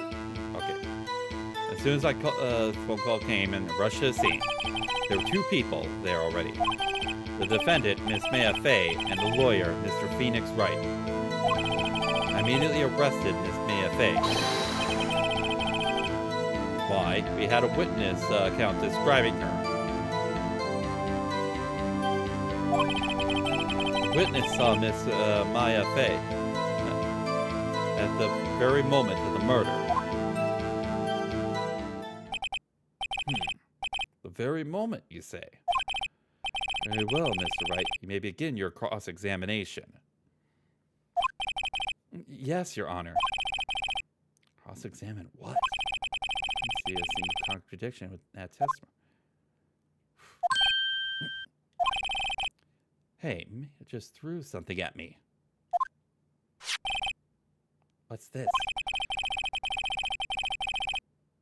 When my sister couldn't find any contradiction with this testimony, she would bluff at it and press the witness on every... Oh, okay. Witness always slips up and say something wrong. Okay, so we bluff.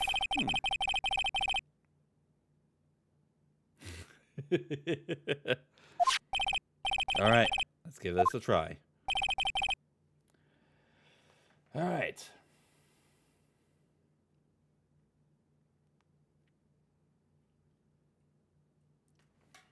Is something the matter? No, Your Honor. I'd like to begin my cross-examination.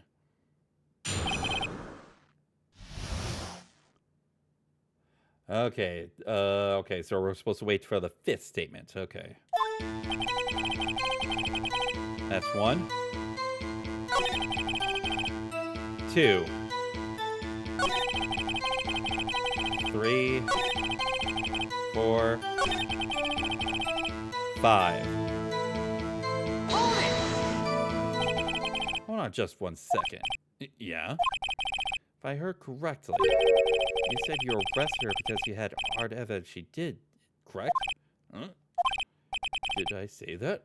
Me? Heard you say it. You did say it. You said it.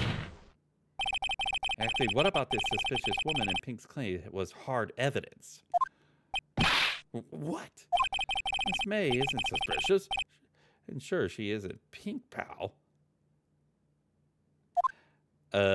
Yeah, she is. Well, yeah, she is pink. That's enough, Detective Gumshoe. You have any more solid proof other than her claims, Detective? Guess pressing can have its advantages. Yes. God damn it. Sorry, I got the order of things fixed up in my testimony, Your Honor, sir.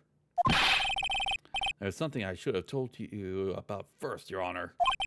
Very well, Detective. Let's hear your testimony again. All right. Testimony. Securing. Examine the scene of the crime with my very own eyes. Found a memo written on a piece of paper next to the victim's body. On it, the word Maya was written clearly in blood. Lab test results showed that the victim was the victim. Also, there was blood found on the victim's finger. Before she died, the victim wrote the killer's name.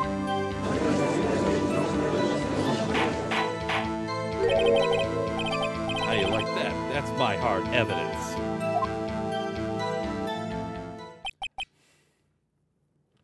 All right.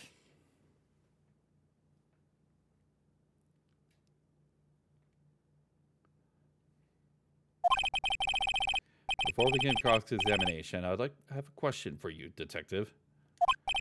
Yeah, I'm no longer gonna do the voices. It's gonna be too much of a strain on my voice, Your Honor. Why didn't you testify this vital piece of evidence the first time? I know. I'm a real embarrassed I forgot about it, Your Honor, sir. Try to be more careful. Very well. Defense may begin its cross-examination. All right.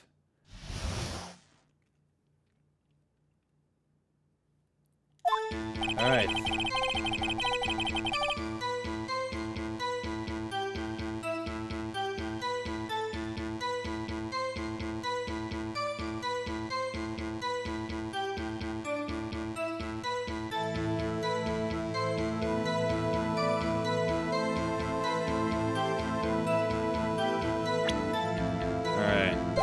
Not doing anything yet. 2. Apparently we're supposed to wait on the 6th statement. 3. 4. 5.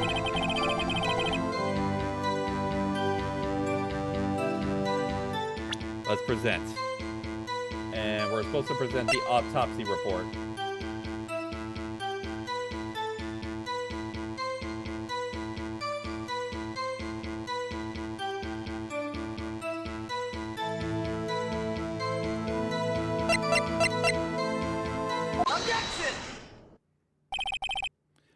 Detective Gumshoe, there's one thing I wanted you to clarify for me here. It said that the victim, Maya Fey, wrote this note. She was accusing the defendant, Maya Fey. That's really what you were saying? What? One of those lawyer tricks now, is it? Of course she wrote it. Who else could have? You have it backwards, Detective. Backwards. The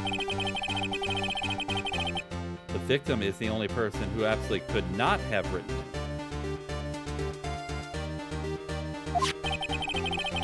This report from your department, Detective. Immediate death due to a blow from a blunt object.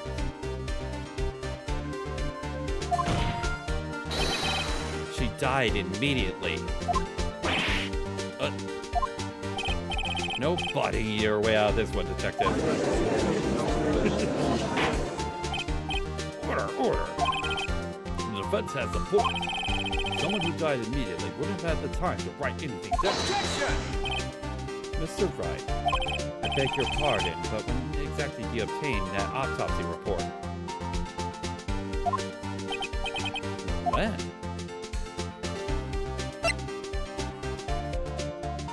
The day after the murder. Yeah. It was the day after the murder. The prosecution point being, that autopsy report is outdated, Your Honor. What? A second autopsy was performed yesterday at my request. Death was almost immediate due to a blow from a blunt object. But there is a possibility the victim lived for several minutes after the blow. I received the results this morning.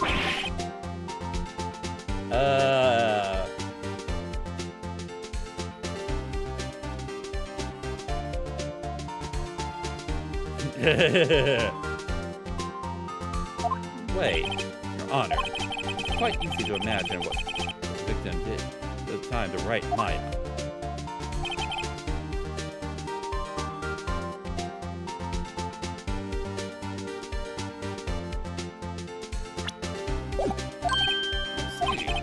Damn you, Edgeworth. Should have known you had something up your sleeve. Hi, Mr. Wright. You look shocked. What do you want to say?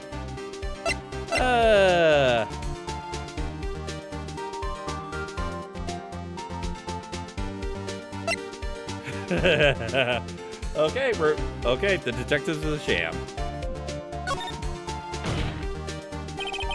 Detective Gumshoe, you're a sham. How could you give me a faulty report? I thought... Detective Gumshoe. It's disappointing you, handing him the wrong report like that. I'm sorry, sir. You are at fault, Detective. This isn't going to look good on your evaluation next month. Your Honor, I submit this report to the court. Understood. The court accepts the evidence. Okay.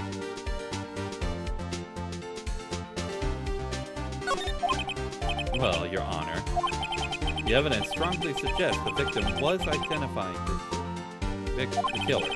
Suppose that's the obvious conclusion, yes? Darn, this isn't good. Prosecution would like to call its next witness.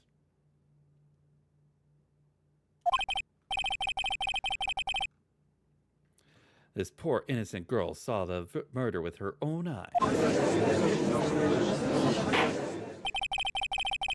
Let the witness, Miss April May, take the stand.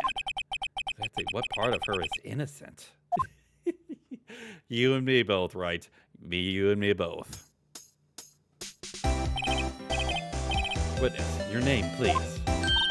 April May, at your service. No, wait. April May, at your service.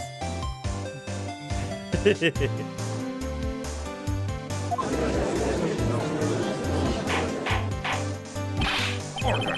An introduction should not require any reaction from the crowd. Witness will refrain from wanton winking.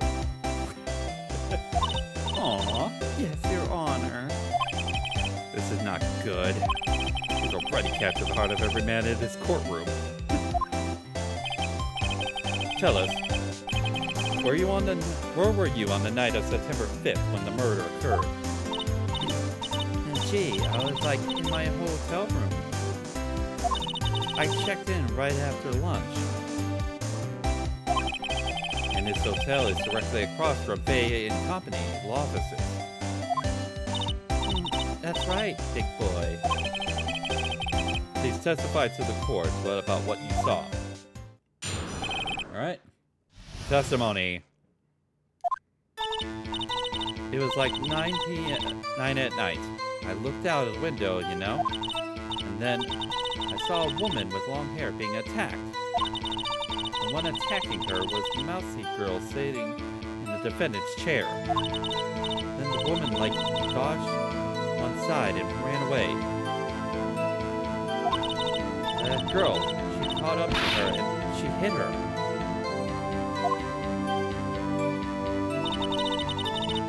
And then the woman with the long hair kind of slumped. In the end, that's all I saw. Every little God.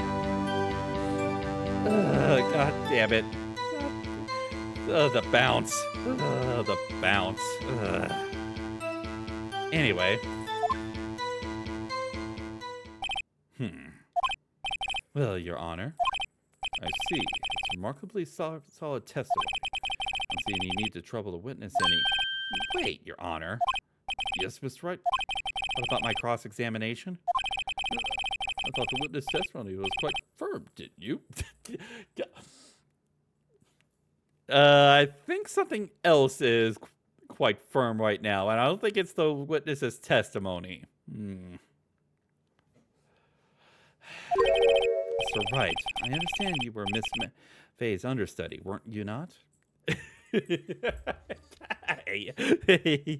Ayo.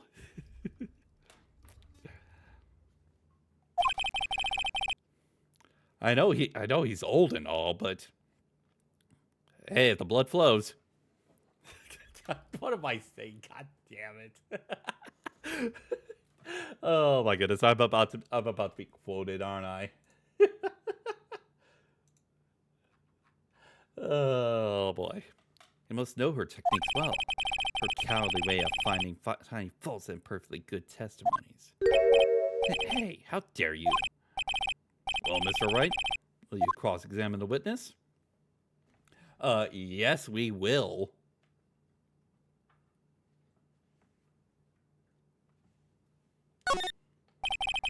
I'll gladly proceed with the cross-examination.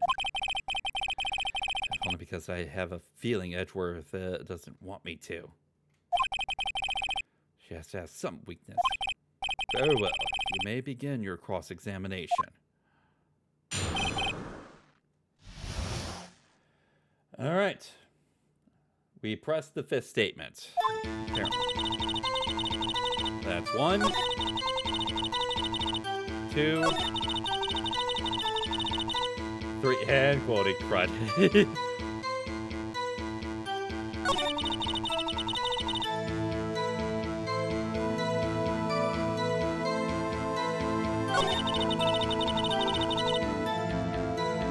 And we press.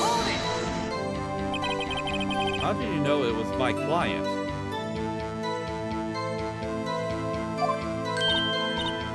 Well, first of all, she had a girl's physique.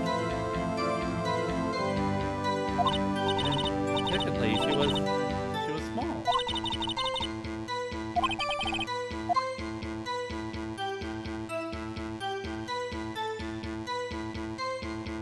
And we question. Hold on a minute. That testimony stinks. What? Willing to bet that you're lying. Hey, are you telling the truth? Did you really see the defendant? We got one. Mr. Wright, what's the meaning of this?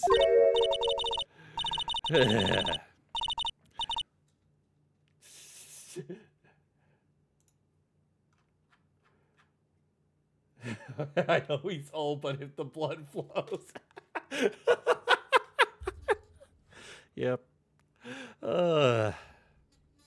Yes, what is the meaning? Someone tell me, because I'm clueless about this, I mean.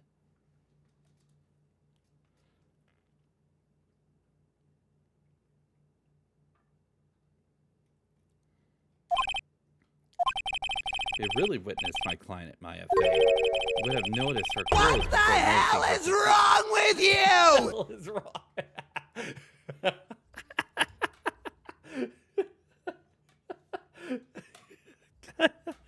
What the hell is wrong with me? Tired, exhausted, and honestly, just trying to cope with the fact that I'm trying to try to figure this out by myself. Also, sort of like listening to the guide here. Well, not listening, but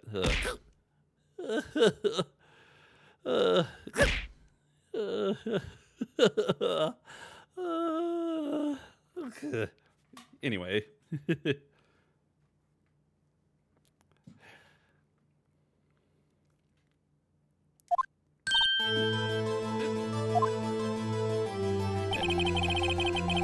No one wears clothes like this on a daily basis, except for her.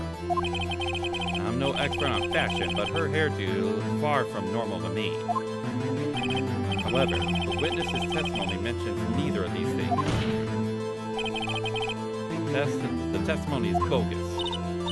But Bill, don't know if she was dressed that way then. Yeah, she was. She was, Your Honor. I saw her. And so did Detective Gumshoe. What do you say to that, Miss May? What are you trying to say, you mean lawyer? Saw what I saw. Just didn't think all trifling little details were necessary, darling. Miss May, would like to remind you to please omit nothing in your testimony. Your Honor, I'll be a good girl. I promise. Wink. God damn it. Let's have her. All right.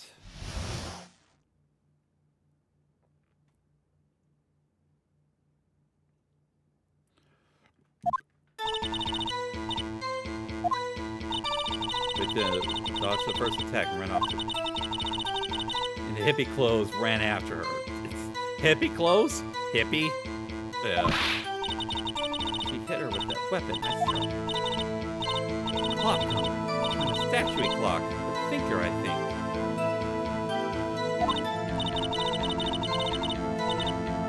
Does the accuracy of my report not startle you?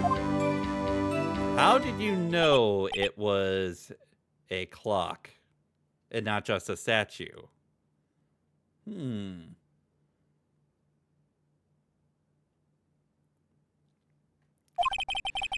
wish you had been so detailed from the beginning. Please begin the cross-examination. Alrighty. How does she know that it is actually the thinker? On the fifth statement. 1, 2, 3, 4, 5, and present. Objection! Miss May, what you just said now was quite revealing. Revealing? Oh, you'd like that, wouldn't you, Mr. Naughty Lawyer? You just said that the statue of the thinker was a clock. But there's no way of knowing that by just looking at it. Another person in much the same position as you recently called this a clock, too. He was found guilty of murder. Order. Miss May, can you explain how you know this was a clock? Objection!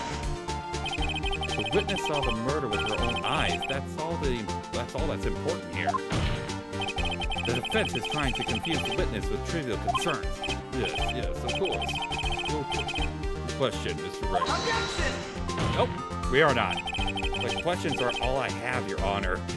Questions are all I have. As you may recall, I've caught murderers with questions before. Only once.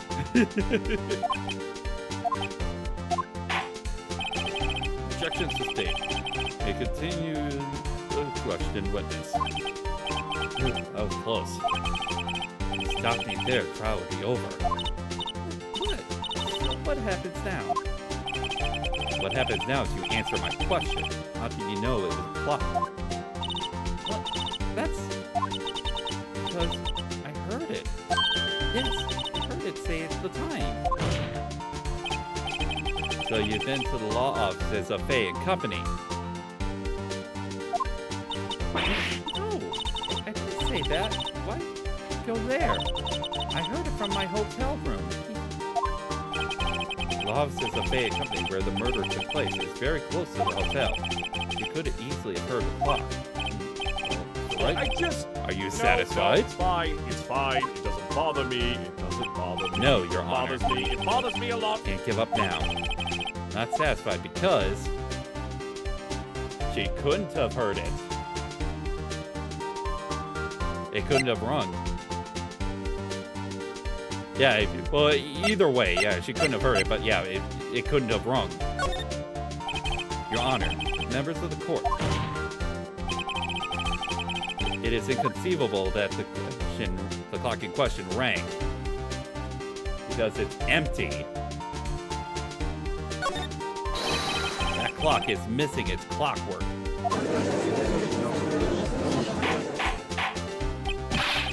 How could you possibly? Just take a look right now. Oh. See anything interesting, Your Honor? It says, the defense says, this clock is missing its clockwork. It's quite empty.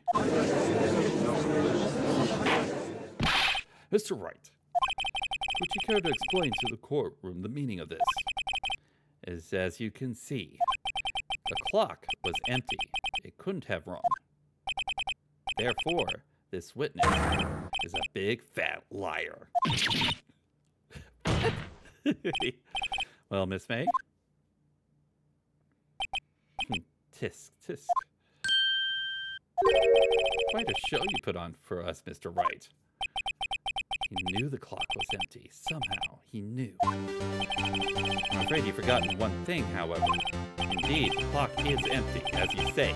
It can't ring. However, you must ask, when was the clockwork removed? If it was after the witness heard the clock, then there's no contradiction.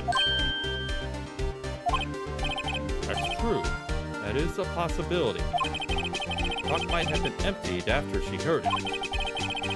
And that's exactly what happened, Your Honor. Well, Mr. Wright? Yes, we can.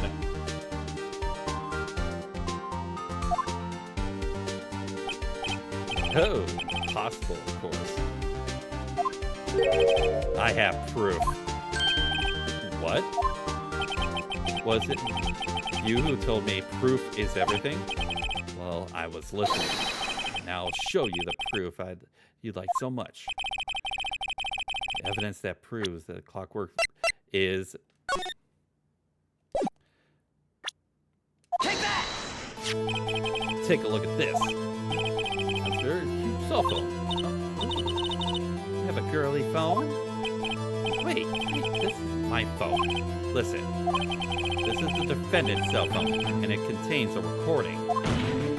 A recording of a conversation he had with the victim on the day of the murder.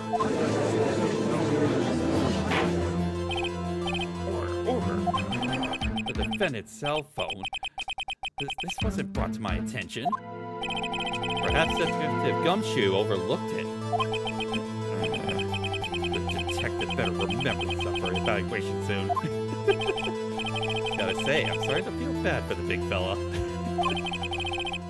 Let's hear the conversation.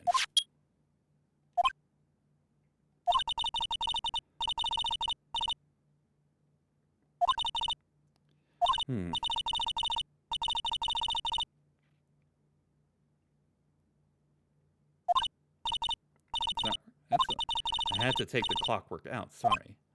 Yep. Your Honor, I think this makes clear the clockwork was already gone by the time this was recorded. Which was well before the witness even arrived at her hotel.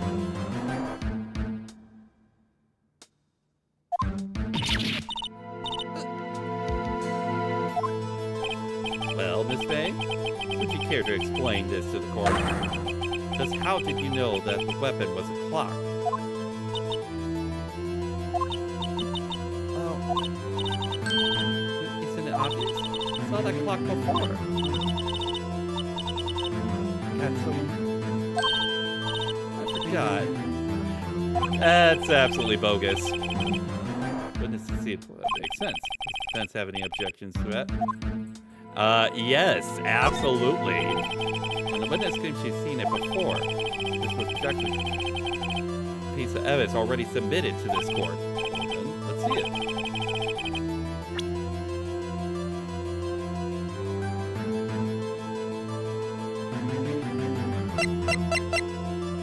It was made by Larry Butts. Take that! It's simple. This clock was never in any store, ever. What? A friend of mine made that clock. Only 2 exist in the world, and the one that isn't here is in police custody. Impossible. These things sold in stores. Miss May, I think it's high time you went shopping for a better excuse.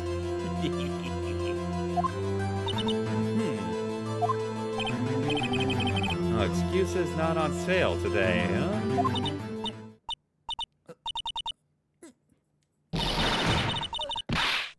Well.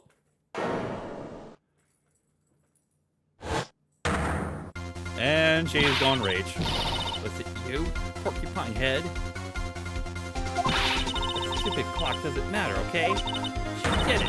And she should die for it. Die!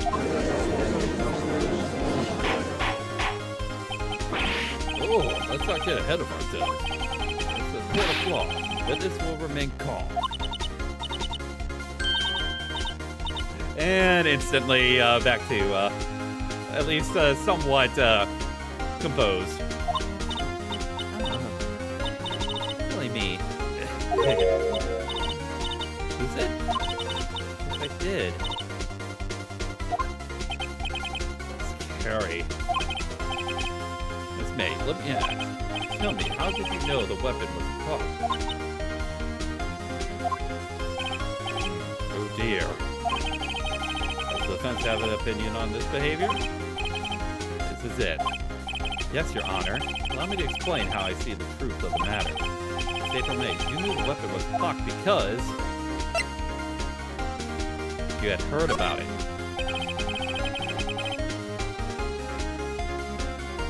I didn't even have to look at it. Witness never held a clock in hand. However, she had heard that it was a clock. She heard?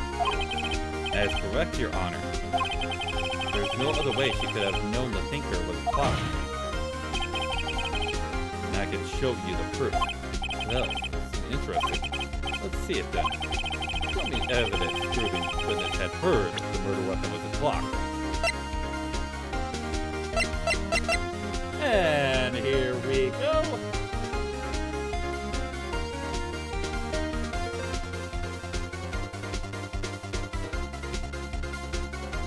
And the wiretap. Take that! Have a look at this. I found this in Miss May's room. Mr. Wright, please explain to the court what this is. Miss April May, you were tapping the victim Miss Maya Faye's phone, were you not? Objection! Your Honor, this is irrelevant. I'm not entirely sure that it is. Objection overruled. It troubles me that our witness was in possession of a wiretap. It's outrageous. Does the defense really claim that the witness was tapping her phone? Absolutely. Even if that was the case, which is not, you still have to prove one thing. Did the victim ever say that the weapon was a clock on the phone?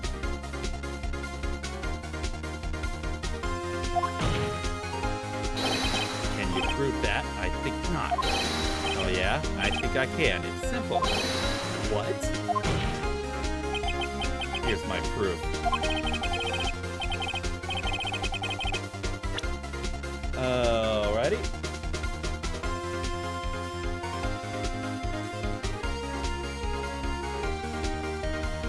Okay, so 2 options which prove it doesn't matter technically.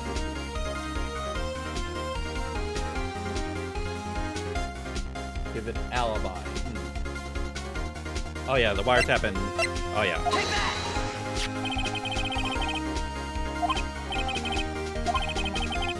The conversation, yep.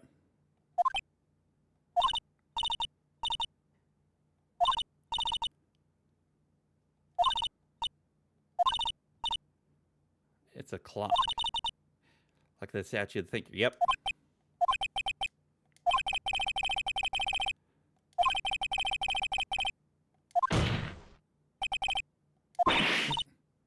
Objection! ridiculous. Your Honor, look at the witness's face. Does that seem amused to... The defense demands an answer. Witness, answer the question. Did you tap her phone? It's me. Shut up, all of you. What gives you the right to talk to me like that? You lawyer. No fair. You ganging up on me like that. Girl, is that it? Is that it? Oh, okay. And crocodile tears. That's it, of course. I've seen the real Miss April May now. Now to deal the final blow.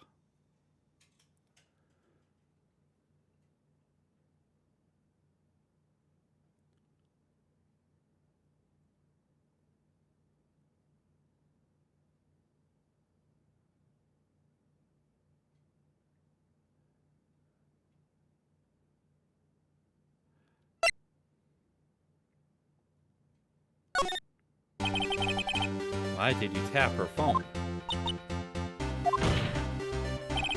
Answer the question. Do I have to?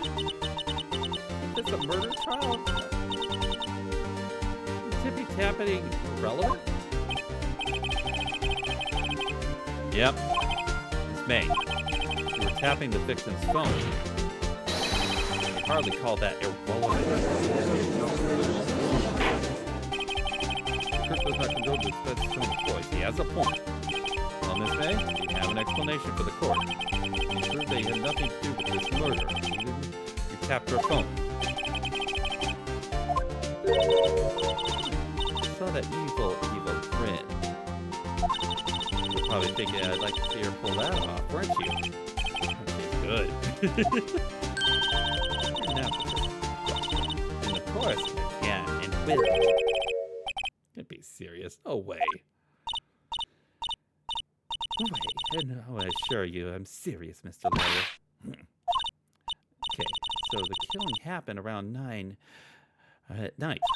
Why, that's just when I was just getting room service from that sweet bellboy. Iced coffee, I believe it was. Iced coffee? No. Normal coffee, but cold. If you don't drink it quick, the ice melts, and then you have regular cold coffee. This chick is taking a cream with this cat act. Iced coffee. Think I'm making this up? Asked the bellboy. Oh, the witness is not at the scene of the crime of the murder. She doesn't have to be. Or does that leave us? My great displeasure to inform you. The witness appears to have been tapping the victim's cell phone. However, as a separate crime with no bearing on the current case whatsoever, her testimony stands. She saw the defendant, Maya Fey, commit murder.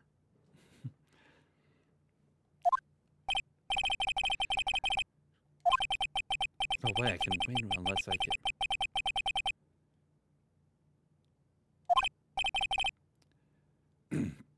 Does the defense have anything to say? Well, come to think of something. I will call the bellboy as the witness.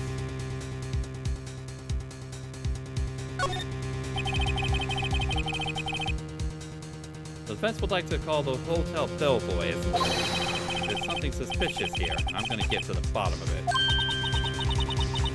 I think he's sunken quite low enough already. Objection! I object to calling the bellboy. Why? What's your reason? As I hold it, wiretapping had nothing to do with the killing.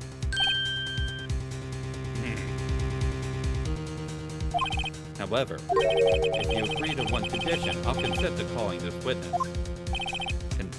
There are no conditions in the court of law. But Miss April May's alibi is not called into question after you examine the bellboy. And you will recognize that Miss May was not the killer, and thus she is innocent. And thereby, you must also accept the verdict of guilty. Okay. Better find something suspicious in that bellboy's testimony.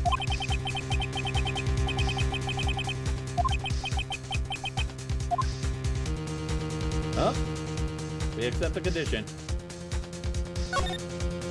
Alright, got nothing to lose, except for, well, everything. Just accept your condition. Fool. Fell right into my trap. Uh-oh. Wait. Farewell. The court calls the hotel bellboy to the stand.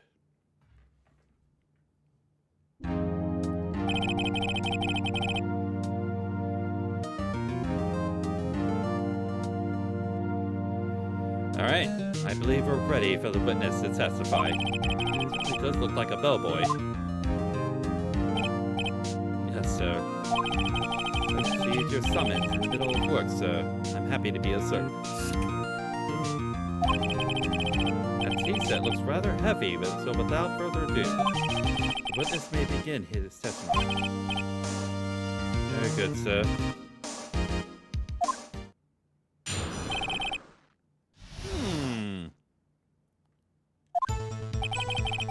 And the head bellboy at the Grand Gatewater Hotel is for 4 generations.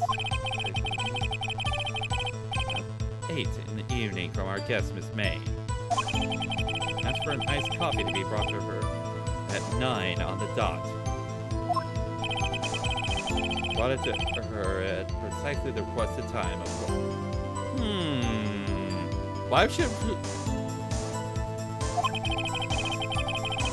I delivered the iced coffee to our guest, Miss May herself? That seems awfully suspicious that she would, after wiretapping, to be asking then for an iced coffee at a specific time like that. I'm ready, I hope. This is it.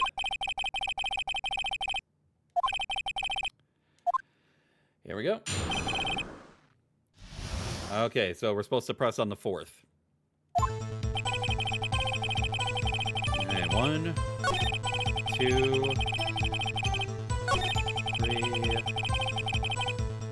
4.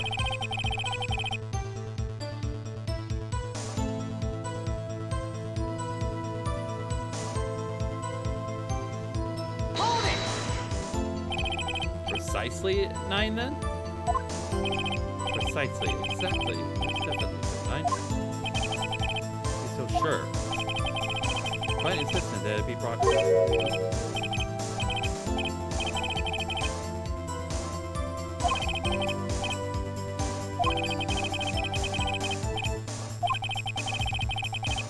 Time.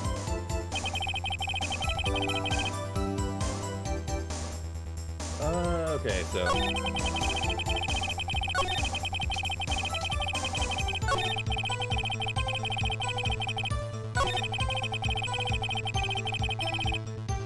Okay, so 1, 2,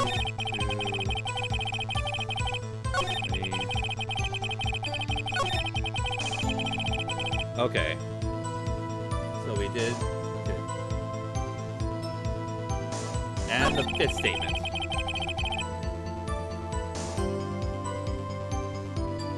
Hold it! Are you sure it was Miss April May herself? Absolutely, sir. Absolutely? Yes, sir. That's it. So very absolutely, sir. Dear mannerism of mine. How come you're so very certain? The brought for the room service, sir. The guest, sir. Taking me with sir.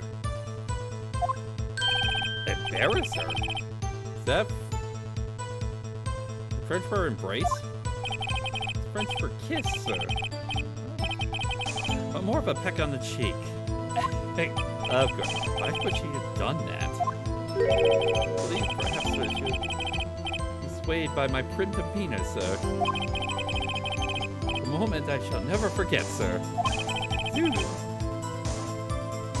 pretty fishy to me. Miss May was up to something, wanted the bellboy to remember her.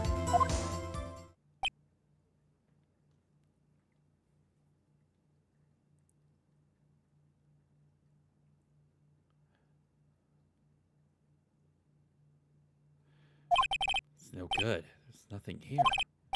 Is that it? This is. Finally, you understand. This bellboy has absolutely no reason to lie. Now, if you have any decency, you'll end this tedious cross-examination here. It was a bit tedious. The witness may leave the stand. Can't let this happen, can I? We protest.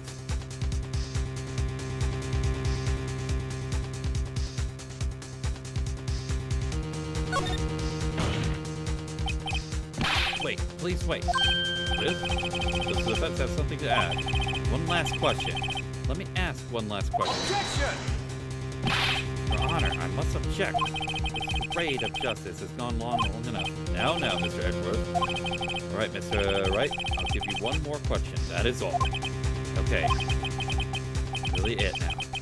Last chance.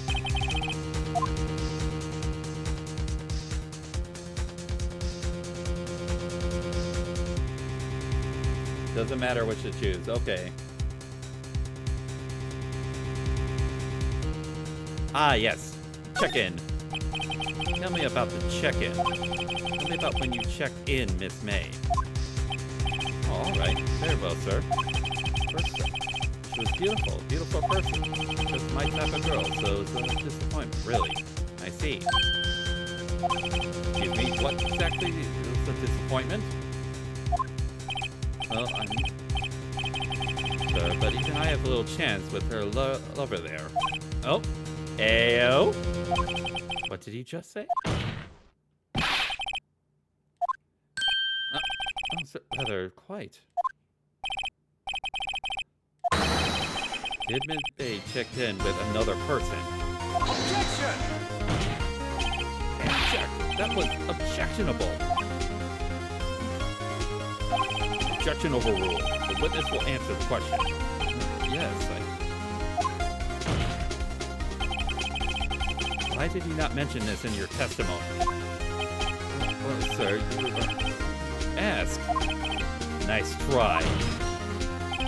That's the sort of thing you're normally supposed to mention. Yes, quite. Indeed. It was there, Mr. Edgeworth, who... You asked me not to mention if I specifically asked, sir.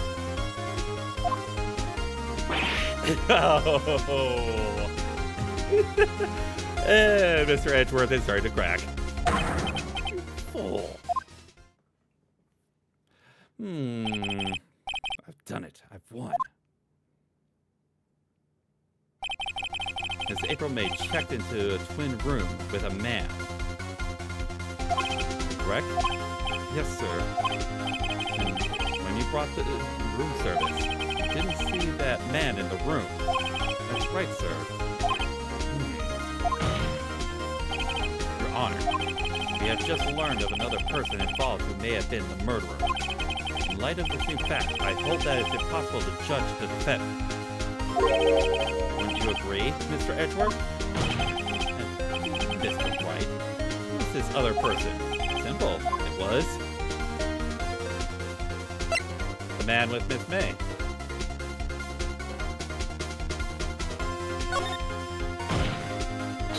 The man who checked in with Miss May.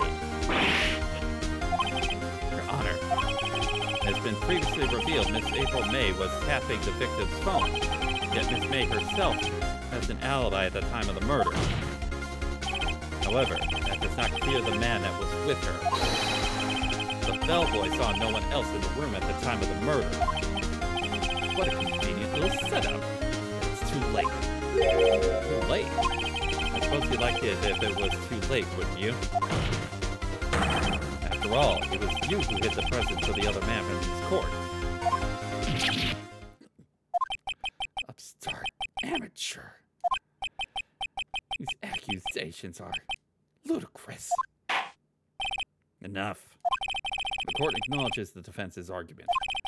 I expect the prosecution and defense will look into this matter fully. Am I understood? Yes. Yes, Your Honor. That is all for the trial of Maya Fey. Ooh, we get a day 2. Court is adjourned.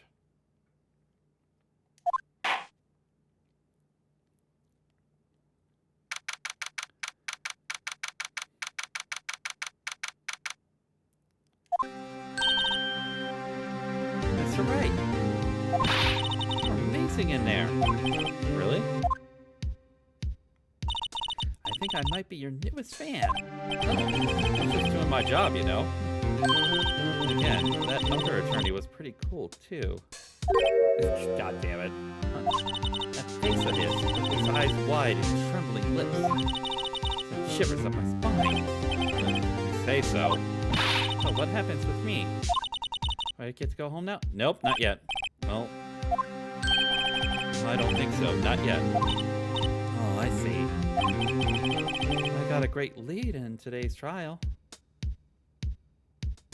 A lead? That man with Miss... He's the key. Oh, I get it. What happened to Miss May after that anyway? Heard they arrested her. I guess these charms won't work everywhere. She was arrested for wiretapping. Probably at the detention center now. I may have to go down there later. Anyway, this case is far from closed. Yes, sir. Gonna find out more about this man. Do you think he was the one who... Maybe so. Don't worry, I'll find him by tomorrow. I promise. I'm counting on you.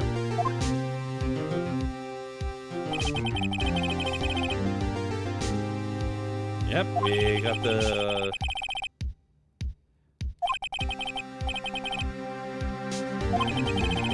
Officer says it was all lies. Yep, in fact, there's only one part that hasn't been stricken from the record.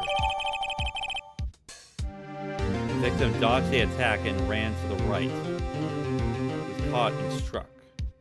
I don't know how much this is at all. Anyway, time to hit the pavement and do some investigating. That doesn't belong in that detention center. It's up to me to set her free. Alright. To be continued.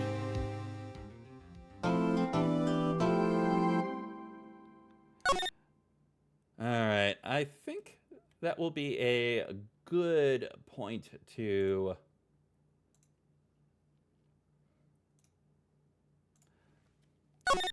save it for the night.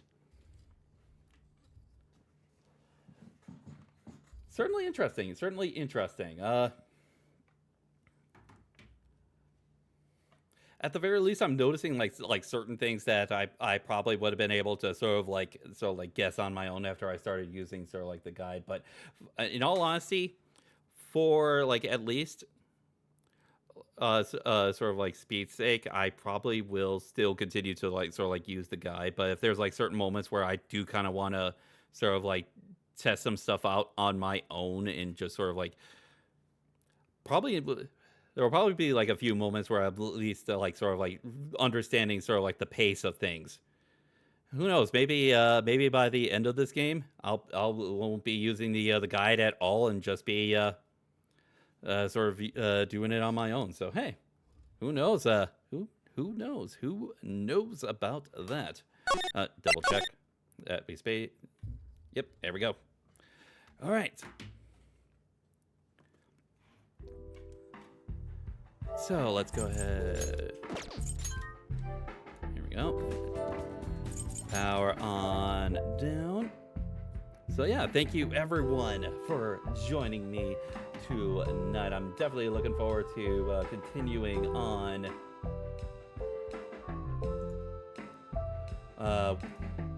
with this with Phoenix Wright Ace Attorney here.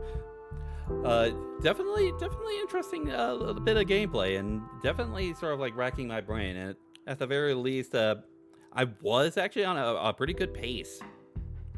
to sort of like start things off, and it was just that one particular question ended up sort of like as far as what specific question to ask specifically at that moment at the first trial, that sort of like spurred things. But hey, we'll have to see how things sort of like go along next week. Yeah, looking forward to that. So tomorrow we will be continuing with Octopath Traveler as we get started with our final two chapter 4 stories as we get onto Therian's chapter 4. Looking forward to that. If since I am going to be off tomorrow, we'll have a couple things to do, but we will be starting at our normal stream time of 7 p.m. Central Time start time. So I'm looking forward to seeing you guys there for that. Thank you once again to our two newest followers, prosecutors Simon Blackquill and Francisca Von Karma. Thank you very much for the follows. We are now up to our new high for the channel. New high. 668 followers, another 32 followers away from our next follower goal of 700, which I'll be doing my very first Souls-like game with the Star Wars Jedi game, so looking forward to that. But yeah, so with all of that said and done, then let's see who's available tonight. Who can I send you guys to?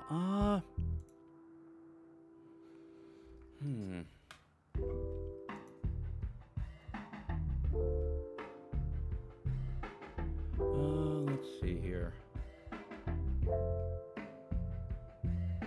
Actually, ooh, that is okay. I know exactly who we're going to raid.